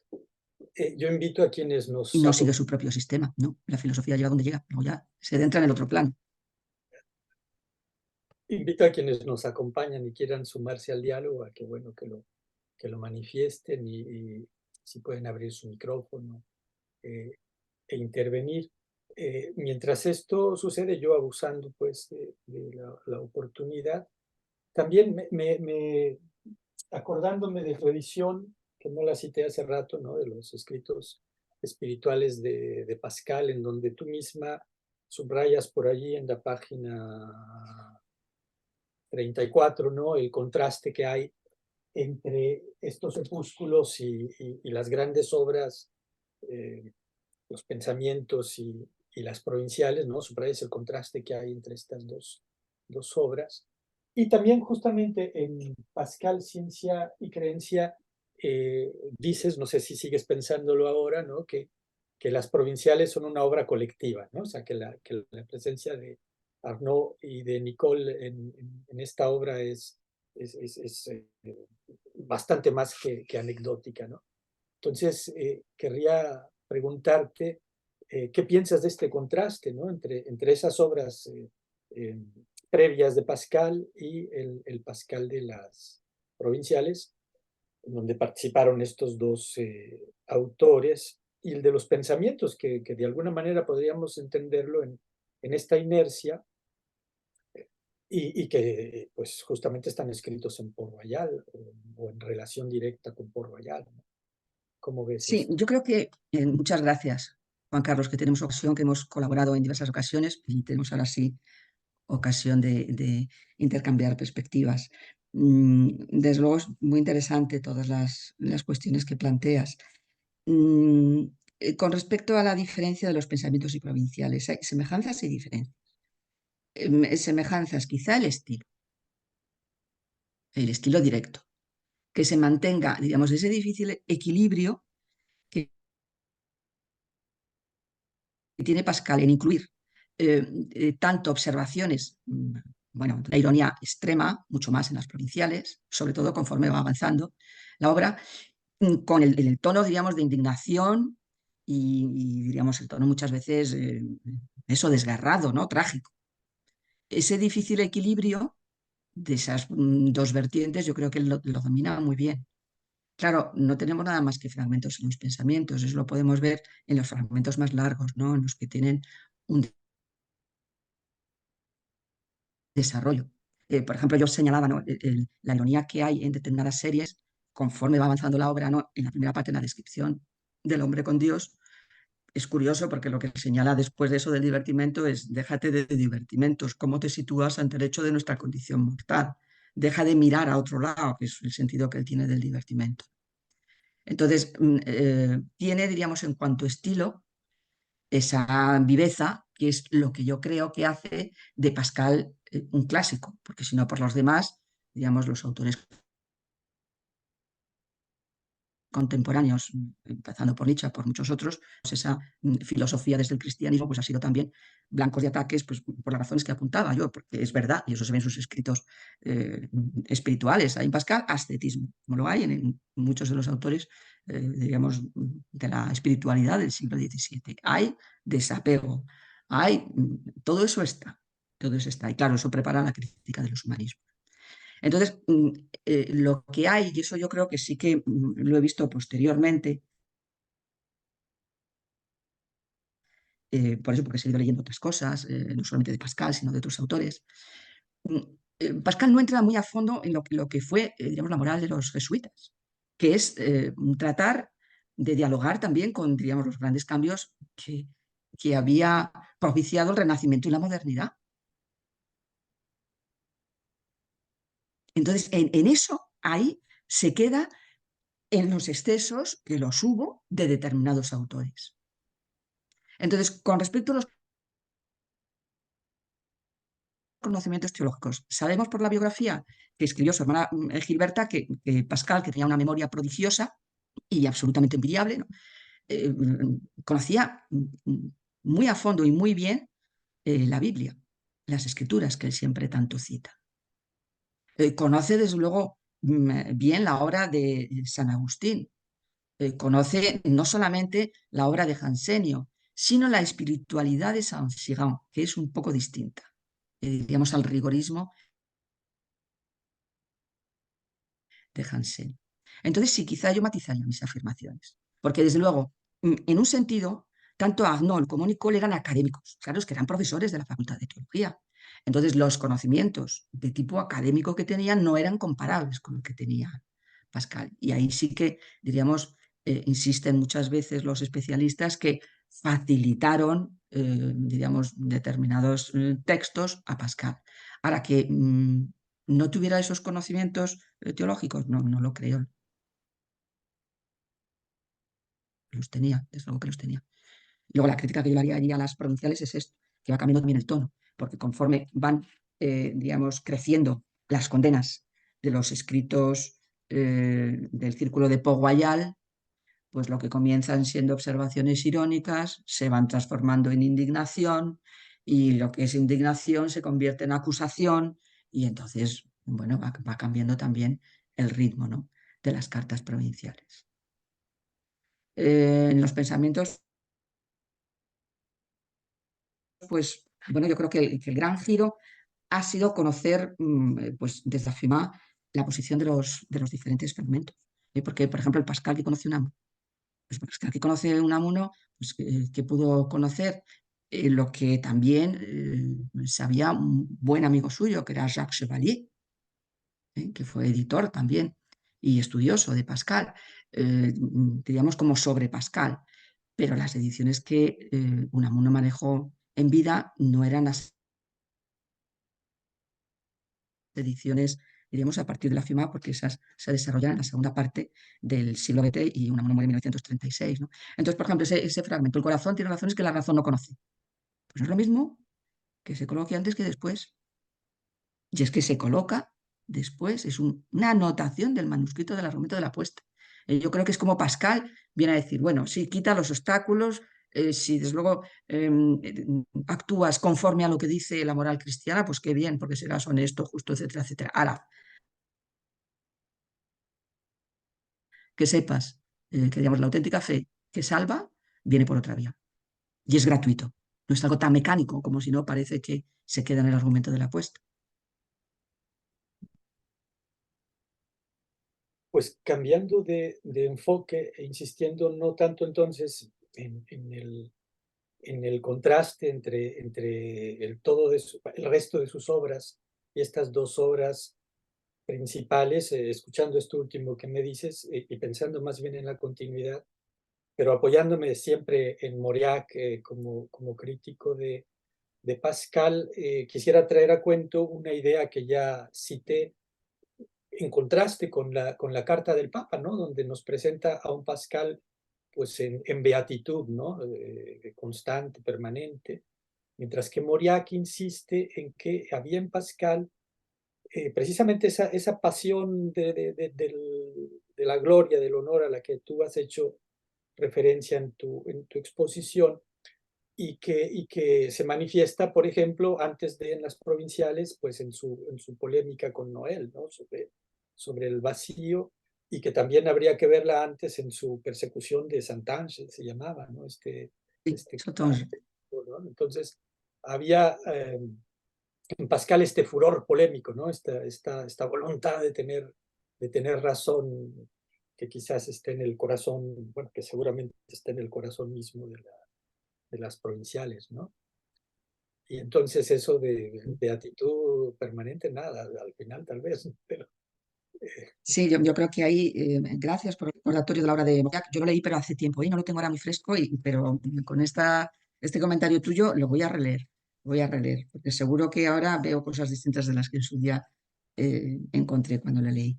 Desde luego, en el primer Pascal sí lo vemos, no me he adentrado mucho en la modernidad de Pascal científico, pero es curioso, porque ahí en el Pascal científico se conjugan como lo sorprendente en Pascal, ¿no? Cómo juega siempre con los extremos.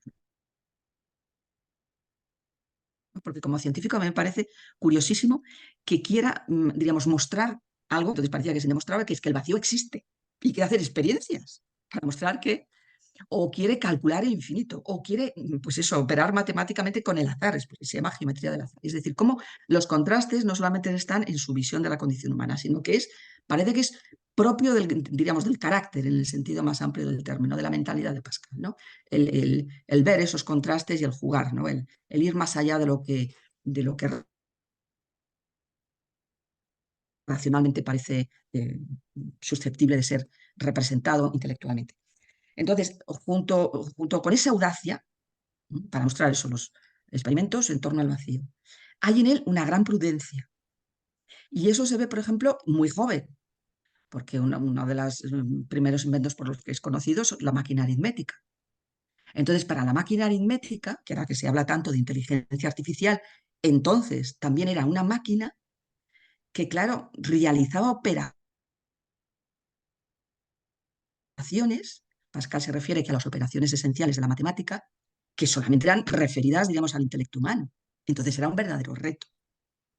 Él se da cuenta que presentar esa máquina pueden levantar no solamente suspicacias, sino que en esa modernidad, bueno, la condena de Galileo no había pasado tantísimo tiempo. Pues, digamos, presentar novedades pues, no era fácil. Entonces, remite, primero, escribe al canciller Seguier y le explica, cosa que me parece muy interesante, porque es como si percibiera que cuando uno condena algo nuevo es porque no se ha explicado bien o porque no ha entendido el invento o la novedad. Entonces, uno, lo explica. Segundo, lo difunde. Bueno, la máquina aritmética y cómo operaba se podía ver ahí en determinados lugares que Pascal asignaba. Y luego se dirige, como es muy propio del tiempo, a lo que entonces se llama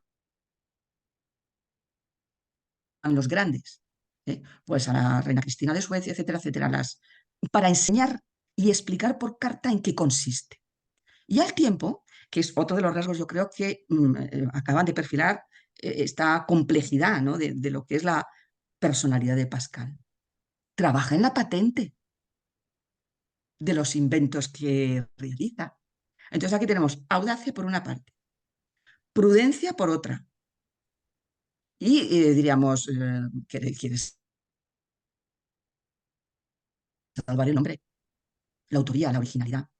Entonces, ¿había experimentado Pascal? Pues es aventurarse, ¿no? Pero posiblemente la vanagloria, como apuntas tú, y por eso habla también de ella. Yo creo que ahí es curioso porque de nuevo es un tema que es central en Unamuno.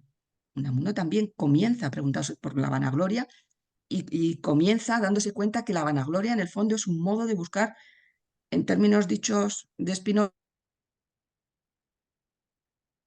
buscar la perseverancia y ser en tiempo indefinido. Entonces, diríamos, se da cuenta también Unamuno que ese tipo de vanagloria no responde a su anhelo más profundo. Lo que quiere, como él dice, es ser por siempre jamás y lo vive como una auténtica necesidad. Entonces, en ese sentido, claro que es hermano espiritual, diríamos, Unamuno y Pascal. Que luego se da cuenta, pues posiblemente. Ahora, también sabemos que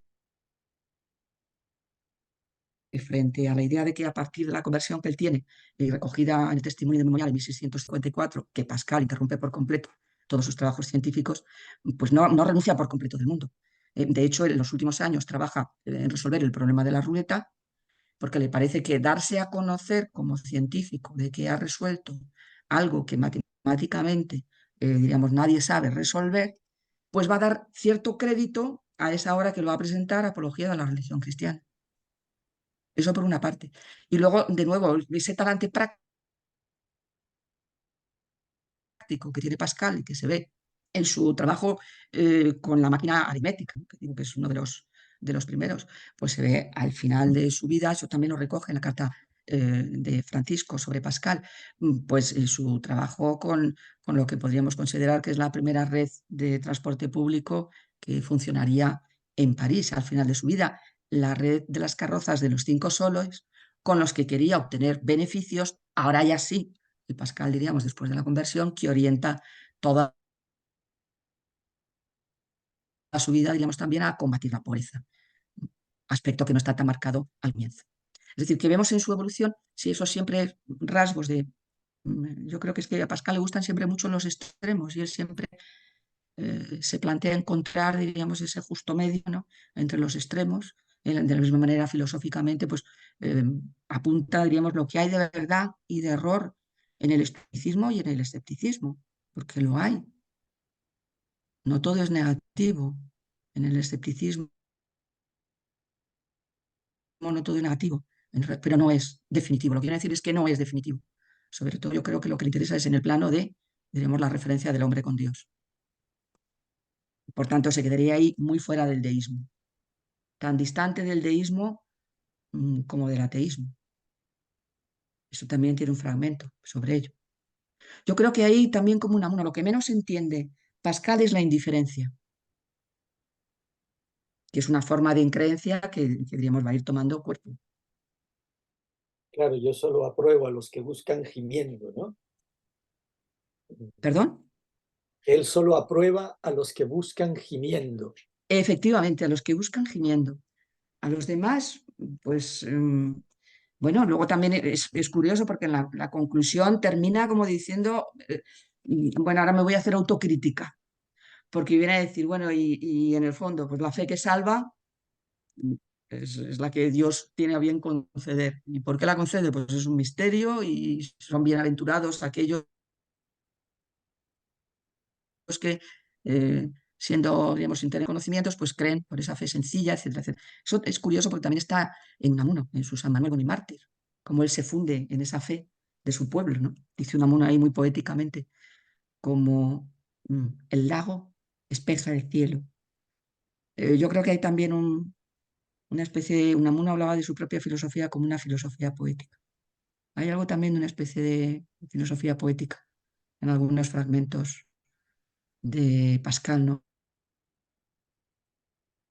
Que abundan tanto en imágenes, en metáforas. Sí, sí, sin duda, yo estaría, y creo que tú lo estás, ¿no? De acuerdo con Unamuno en eso de que son almas gemelas, ¿no? Sí, Eh, en eso, en darse cuenta la cantidad de cosas, es decir, la vanagloria no solamente es la de, digamos, presente en todos los tiempos, la de los grandes creadores, que por supuesto, la de los escritores, la de los científicos, la de tantos, ¿no? La de tantos, la de los guerreros, viene a decir Pascal. Ellos se va a la guerra para incluso morir con tal de dejar el nombre. Eso está presente. Entonces lo que ve Unamuno es que eso en el fondo es contentarse con un mundo de pervivencia, que es la que está, diríamos, al alcance del humano demasiado humano, dicho con la terminología nietzscheana, ¿no? Pero la que en el fondo analizamos es eso, como dice Unamuno, de sustancia y de bulto. Y esa la podemos lograr por fe. a ver, ¿quién? Arturo Trejo, gracias por su presentación, doctora Alicia. Me disculpo, debo de retirarme. Gracias. Nada, muchas gracias. ¿Alguien más quisiera intervenir? Porque yo estoy contentísimo de acaparar el debate, pero la idea es que podamos participar todos. ¿Quién más quisiera preguntar, comentar? Pues yo quisiera también preguntar algo. Muchas gracias, profesora, Adelante. por la exposición. Eh, eh, Esto de sentidores me llamó la atención también respecto a la relación que hizo con Schopenhauer. ¿Qué diferencia habría con los pensadores? Schopenhauer se presenta como finalmente quien ofrece un único pensamiento y todo lo que hace es girar alrededor de un único pensamiento, más que de un sentimiento. Está considerando si acaso es que esto sería sentidores como intuicionistas frente a los pensadores que serían conceptualistas, más o menos sería en ese tipo de, digamos, extremos como los podríamos posicionar.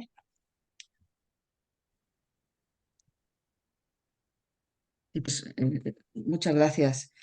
La verdad es que, claro, ahí es curioso porque las afinidades que tiene Pascal con la descripción, digamos, del mundo como voluntad y representación de Schopenhauer es sobre todo ese ver que esta vida, esta existencia humana es privación y que tenemos siempre, diríamos, un deseo que, claro, para Pascal es ese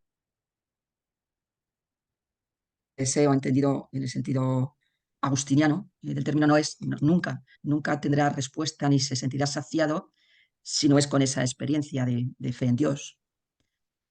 Eh, claro, ¿en qué diríamos coinciden? Pues a mi juicio coincide también en las críticas que Nietzsche hará, en algunas de las críticas que hizo mm, Nietzsche a Pascal, y es en ese incidir en su descripción de la condición humana,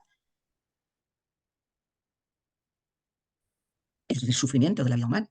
El lector contemporáneo también echa de menos, bueno, otras cosas. En ese sentido, por ejemplo, hay una diferencia entre dos autores que también podríamos ver como afines, en cierto sentido, de ese que comenta.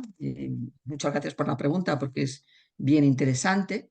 de ese, diríamos, conocimiento por intuición o por sentimiento interior, dirá que es Rousseau. Entonces, en Rousseau también se da, diríamos, ese conocemos por sentimiento interior, que es intuitivo frente al conocimiento, diríamos, demostrativo. Pero a la hora de presentar lo que es la existencia humana, incide también en lo que Rousseau llama el dulce sentimiento de la existencia humana. Eso no está en Pascal. En Pascal está más lo que hemos visto en todas esas descripciones de las primeras series. El divertimento, diríamos, no es condenado en tanto y cuanto el ser humano no se pueda divertir. Es reprobado en tanto y cuanto pensamos que el medio para encontrar la felicidad plena que anhelamos está en el divertimento. Entonces es crítico en cuanto nos hace distraernos de pensar en lo esencial, nos hace vivir disipados. Que pueda ser el medio de una felicidad puntual, de acuerdo, pero no es el medio. En ese sentido es, diríamos, algo que nos engaña, que es fruto, diríamos, de un error de perspectiva o de apreciación. El conocimiento, claro, yo muchas veces también pienso que es un problema de terminología. En otros autores encontramos una terminología técnica más precisa, desde luego en filósofos más académicos como Descartes, de que define muy bien qué es lo que entiende por intuición, que define bien qué es lo que entiende por deducción. Para Descartes la intuición es intelectual. También, diríamos, en Schopenhauer encontramos, diríamos, una filosofía muchísimo más sistemática que la filosofía más fragmentaria de Pascal, por mucho que reconstruyamos ahora su orden siguiendo el orden de las clasificaciones de las series. Entonces, para Pascal, las intuiciones son del corazón, entendido por el corazón, el centro de la persona. La razón lo que hace es demostrar, deducir. Y como demuestra, se tiene que apoyar en algo que es intuido o sentido. ¿Por quién? Por el centro de nuestra persona, que es el corazón. Lo que pasa es que, a su vez, el corazón, diríamos, no solamente es aquello que nos permite conocer, y que está, diríamos, como base, incluso porque los ejemplos que pone en su fragmento 110, en el que habla sobre los conocimientos del corazón, son el conocimiento de los primeros principios. Y habla del espacio, del tiempo, de los números, etcétera, etcétera. Y sobre ello luego la razón, digamos, desarrolla los principios que se derivan. Entonces, no, en Schopenhauer quizá tiene también, yo creo, una afirmación que tiene Schopenhauer, que diríamos en todo sistema filosófico siempre hay como una gran intuición, que es lo que explica lo que siempre a continuación se va a desarrollar. Entonces, la intuición filosófica de Pascal, ¿cuál es? Pues que esta vida sin Dios, diríamos, no alcanzamos, porque está ese problema de la pervivencia detrás, esa felicidad plena que anhelamos. En Descartes, digamos, hay otra intuición que es más de tipo intelectual. Y desde luego en Schopenhauer está al final, digamos, del mundo como voluntad de representación, dos grandes consuelos. Una sería la del arte.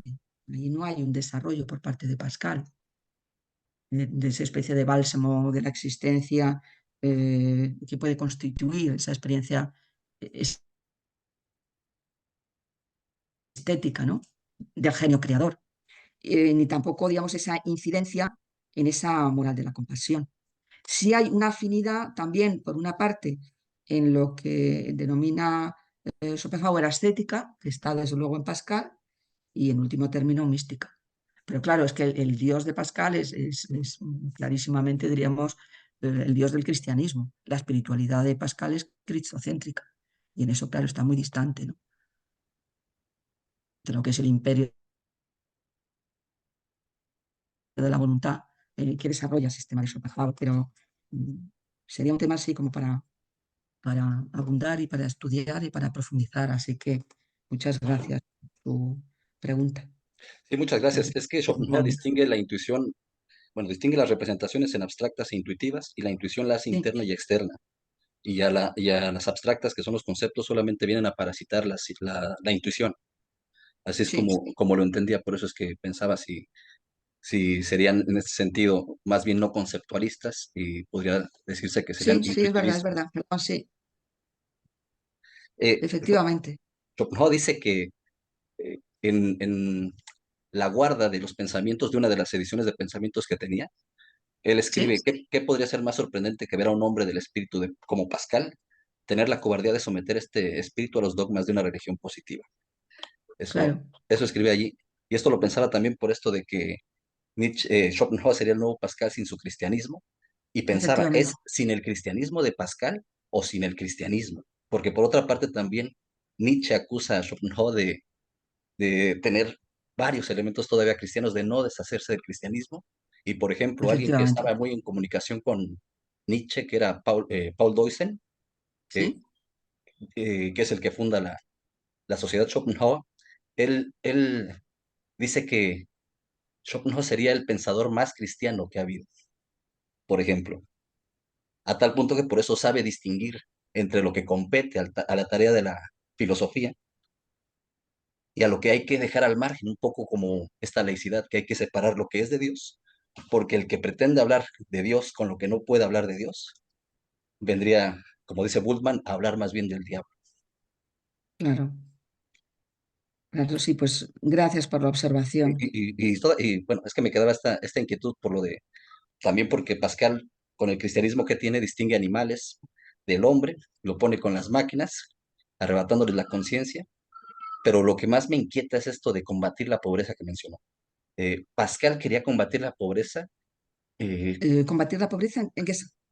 No, es que usted comentó que esto hacia el final de que, por ejemplo, con lo de el transporte de París, que había una Sí, especie de propósito de combatir la pobreza, y lo pensaba si quería combatir la pobreza, este hombre que finalmente se resuelve en que pues lo que hay que vivir es más bien como los pobres.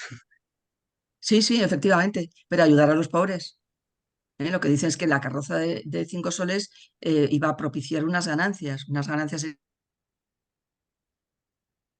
económicas que redundaran en ayudar a los pobres, en ese sentido.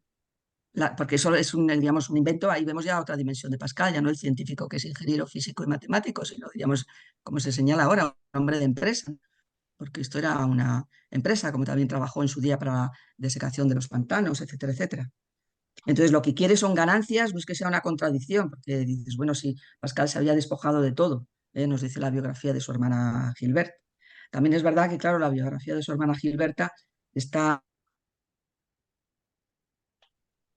hecha desde la perspectiva de entonces presentar, diríamos, los aspectos más piadosos de la vida de Pascal.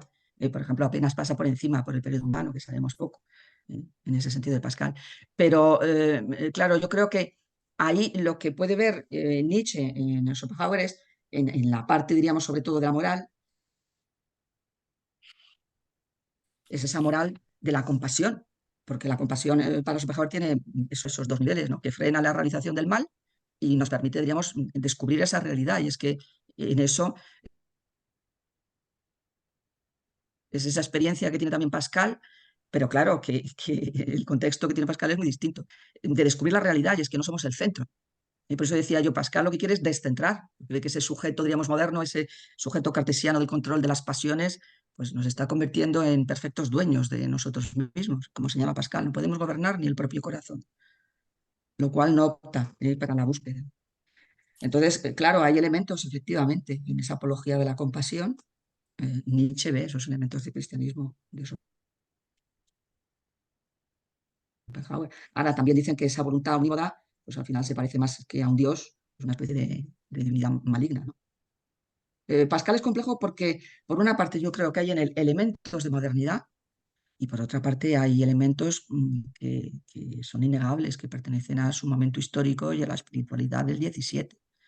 Eso también lo apunta en la carta de Francisco dedicada a Pascal, pues bueno, como en su, diríamos, defensa de las posturas enamoradas de los jansenistas para defender a Port-Royal contra los ataques, ¿no? En las cartas provinciales, pues en el fondo hay un agustinismo muy extremo. Y eso también está en Pascal, ¿no? En sus escritos sobre la gracia. Pero yo creo que si nos colocamos en la perspectiva, ¿no? Siempre de la perspectiva que es de la historia del pensamiento moderno, tenemos que hacer, digamos, ese esfuerzo por traer por una parte lo que de los autores nos siguen dando que pensar, que es lo que hace de ellos un clásico. Y yo creo que en el caso de Pascal son muchos fragmentos. Pero hay, por otra parte, diríamos que saber situar en su contexto. José Luis Aranguren, tuve yo la suerte de que fuera mi profesor en los estudios universitarios y que hizo una excelente introducción a la edición de las obras de Pascal en español del año 81 en la editorial Alfaguara. Hace también una larga introducción y presentación y acaba al final diciendo que bueno, él ha presentado los aspectos más actuales de Pascal, pero que hay otro que también está, no se lleva engaño, y dice, y ese otro Pascal que está y que corresponde a su tiempo, quizá bien olvidado está, señala, ¿no? O sea, que en él encontramos aspectos, diríamos, que son muy de su tiempo, sobre todo yo creo que en esa teología, que en ese agustinismo extremo, diríamos, no cuestiona para nada, con lo que cuestiona en tantas otras cosas Pascal y otros aspectos, ¿no?, de su lectura, incluso de las escrituras que son más actuales. Por ejemplo, todos esos fragmentos que dicen, cuando dos pasajes de las escrituras son oscuros, la clave es allí la caridad. Si va en contra de ese orden del amor y de la caridad, es que eso tenía un sentido figurado. Se está hablando, por ejemplo, con la idea de los sacrificios y todo esto, ¿no?, que vienen en el Antiguo Testamento. Muchas gracias, profesor. Minerva Esther quería participar. Hola, muchas gracias. Hola, Hola, buenas tardes. doctora Alicia, es un placer conocerla. Y tengo una pregunta muy, muy especial. En la religión cristiana hay un misterio en una imagen que es muy fuerte. Esta imagen es el Señor de la Misericordia. Y del Señor de la Misericordia emana una luz que significa el conocimiento. Bueno, una luz, emana una luz. Calor, conocimiento, en fin. Y ese corazón, al parecer, bueno, si observamos la imagen, precisamente por eso es un misterio, ¿no? Habla de esa triada de lo que era la fe, la esperanza y la caridad. O habla de la compasión, de la caridad y de la misericordia, que pues arrojarían una verdad. Entonces la pregunta sería, si Pascal habla del corazón como un pensar o un sentir, lo sagrado de Dios o lo racional del mundo. Esa sería la pregunta.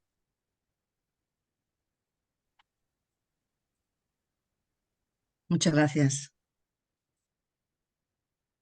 Sí, tiene, yo creo que en el propio fragmento 110 se ve ese doble plano. Por una parte, yo creo que ahí la novedad del planteamiento de Pascal es que alguien que es científico, en este sentido, digamos, dice las cosas con autoridad, subraye que es el corazón quien conoce los primeros principios, porque es el corazón quien siente y intuye, a diferencia de la intuición cartesiana, que es intelectual, que es intuición de la razón. Para Pascal es el corazón. ¿Y cómo entiende ese corazón? Pues a mi juicio es el corazón bíblico, que es como el centro, el fondo indiferenciado de la persona. Entonces ese centro es lo que nos hace decir, bueno, tengo un conocimiento y a lo mejor no puedo dar pruebas de ellos, pero sé que esto es verdadero. Lo conozco de un modo inmediato, su verdad. Y ese conocer su modo inmediato se distingue, diríamos, de aquello que conocemos como verdadero por medio de la razón, porque la razón siempre puede demostrar y dar pruebas. Ahí está la complejidad del corazón. Y luego ese otro registro es claramente el corazón como lugar de conversión. Porque el corazón, insisto, del corazón nace lo mejor, pero también nace lo peor. El corazón es como el fondo de nuestra voluntad. Por eso, si es sanado, diríamos, es algo que está más allá de nuestro alcance. Y luego, con respecto al tema de la misericordia, es curioso porque no habla tanto de la compasión, como desde luego desarrolla Schopenhauer, que antes citaba el profesor Hernández, pero sí de la misericordia de Dios, sobre todo referida a aquellos que buscan y no encuentran. Ahí sí que diríamos, se compadece realmente de todos aquellos que pasan la vida buscando y que no encuentran la luz, que diríamos les llevaría a transformar toda su visión de la realidad. Hay, sí, esa idea de que esa gracia ilumina. De hecho, en el memorial, la palabra que encabeza el memorial, que es ese recuerdo de esa noche de revelación que él tuvo y que anotó en un papel y que, bueno, se mantuvo, digamos, sin ser conocido en vida de Pascal. La palabra que encabeza esa especie porque es un pequeño manuscrito también, ese recuerdo de esa noche de conversión es fuego. El fuego da luz, el fuego da calor, el fuego transforma la realidad. Y allá la luz de ese fuego, ahí Pascal nos habla de eso, del Dios no de los filósofos, no de la razón, sino del Dios de Isaac, del Dios de Jacob, y de esa experiencia repite la palabra certeza y habla de algo que parece que no es frecuente en las reflexiones de Pascal, que es la paz y la alegría. Pues las tres cosas, certeza, paz y alegría, están en esa experiencia de la fe. Pues muchas gracias por la reflexión. Gracias, profesora. Me iluminó bastante. Sobre todo esto último que dijo de la certeza, la paz y la alegría, me encantó. Viene textualmente en ese texto, Sí, que además ahora en las sobre ediciones todo, críticas se va explicando muy bien todas esas referencias también en el fondo bíblicas que tienen muchas de las frases sí, sí, que muchas Pascal ahí anota. gracias, maestra. ¿Alguien más querría participar?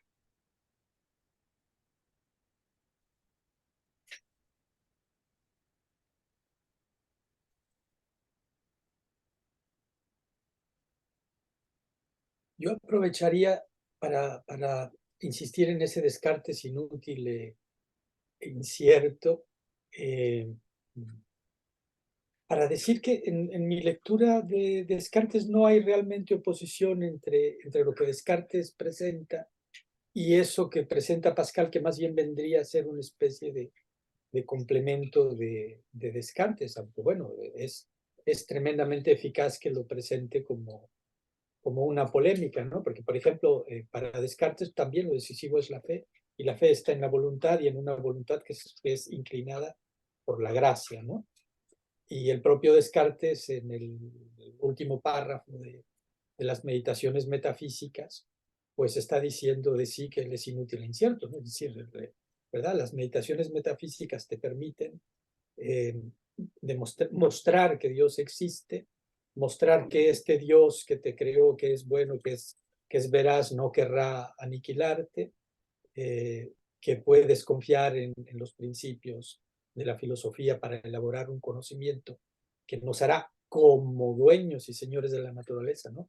Ese cómo hay que insistir mucho en él, porque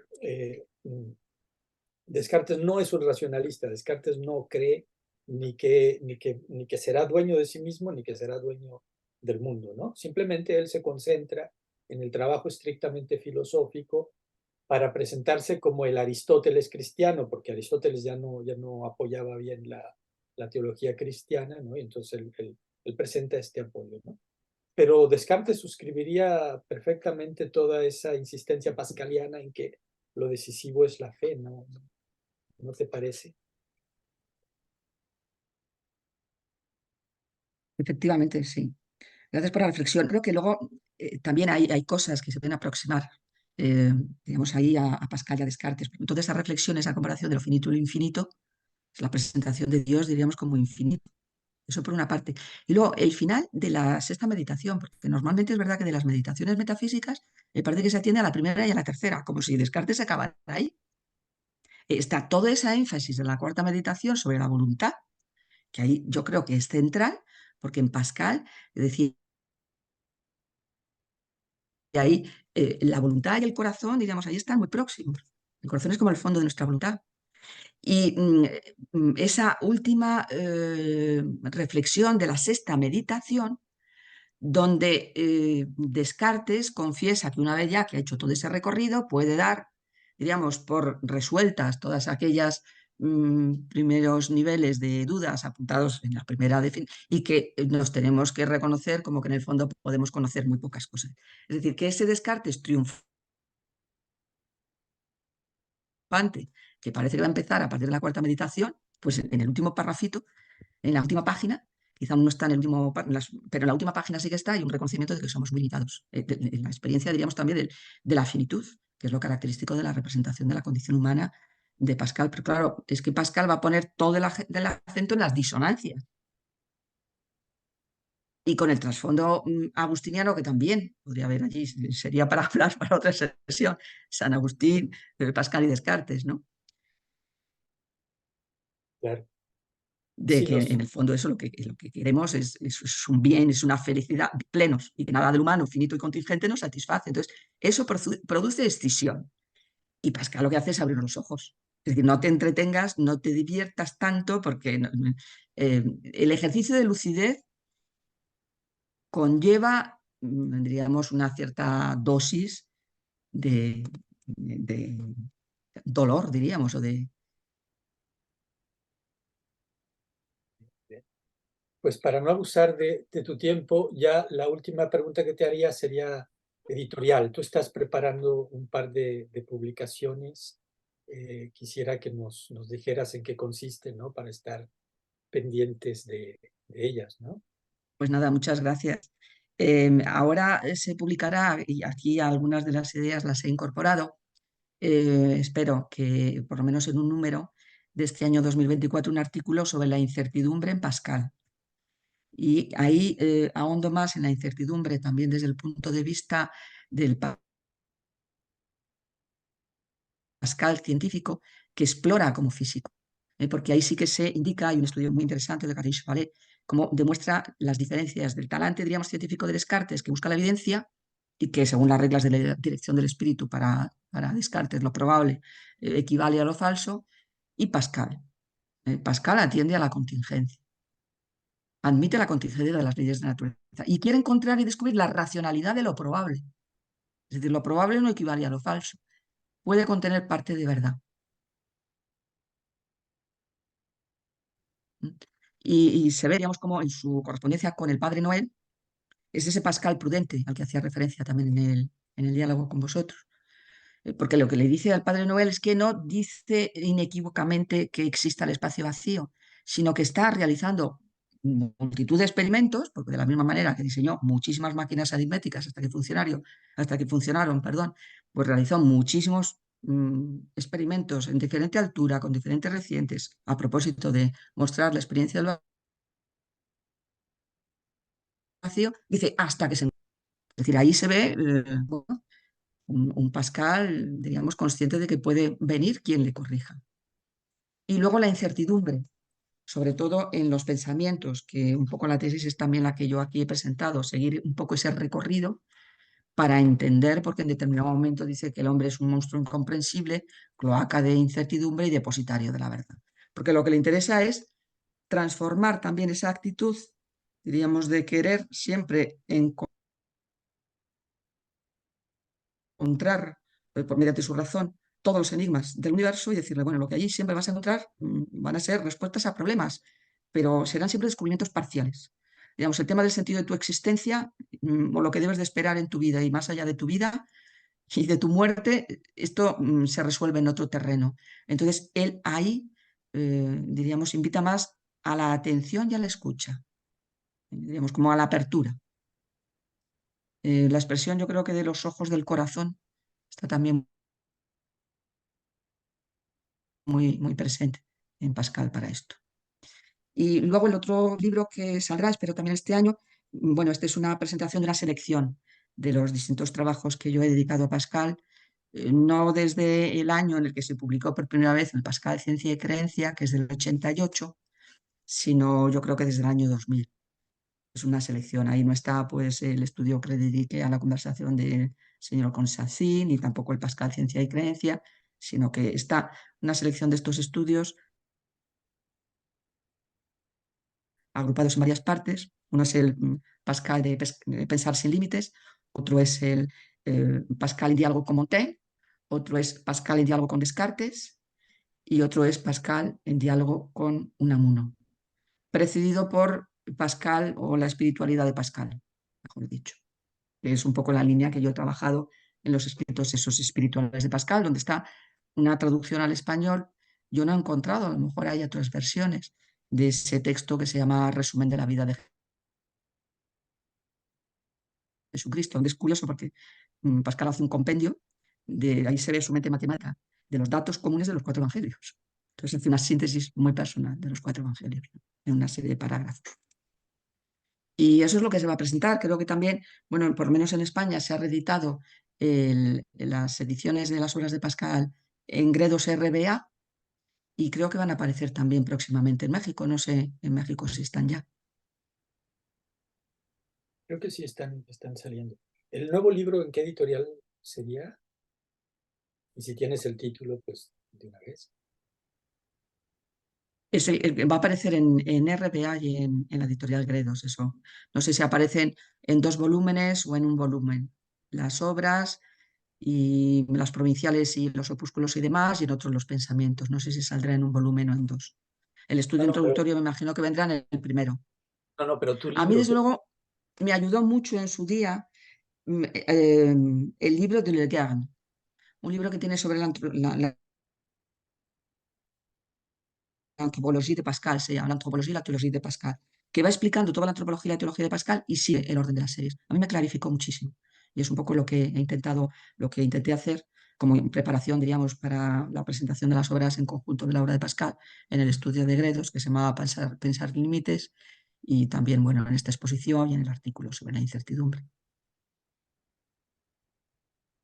Pues Así que Alicia, nada, encantada de coincidir contigo, que hemos trabajado otros temas sobre Unamuno también, que es otro Unamuno, especialmente, y también libro. sobre la ilustración.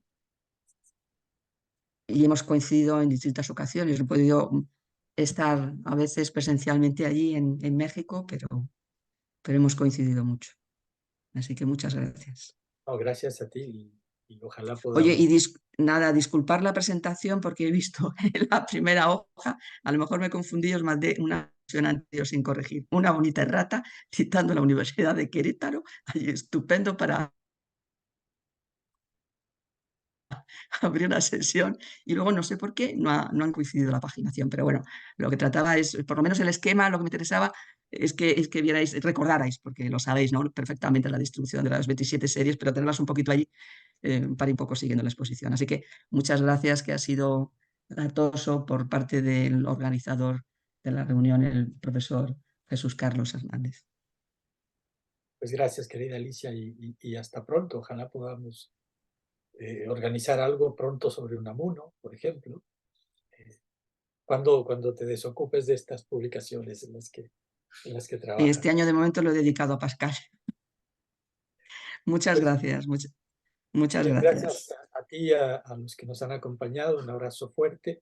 Y avisarles, permíteme avisar rápidamente que el día de mañana a las 4 de la tarde de México tenemos también otra sesión de nuestro seminario con el doctor Estefano Santacilia, ¿no?, para quienes se interesen. Pues gracias, querida Alicia, un abrazo fuerte y hasta muy pronto. Un abrazo. Igualmente, un abrazo fuerte. Muchas gracias.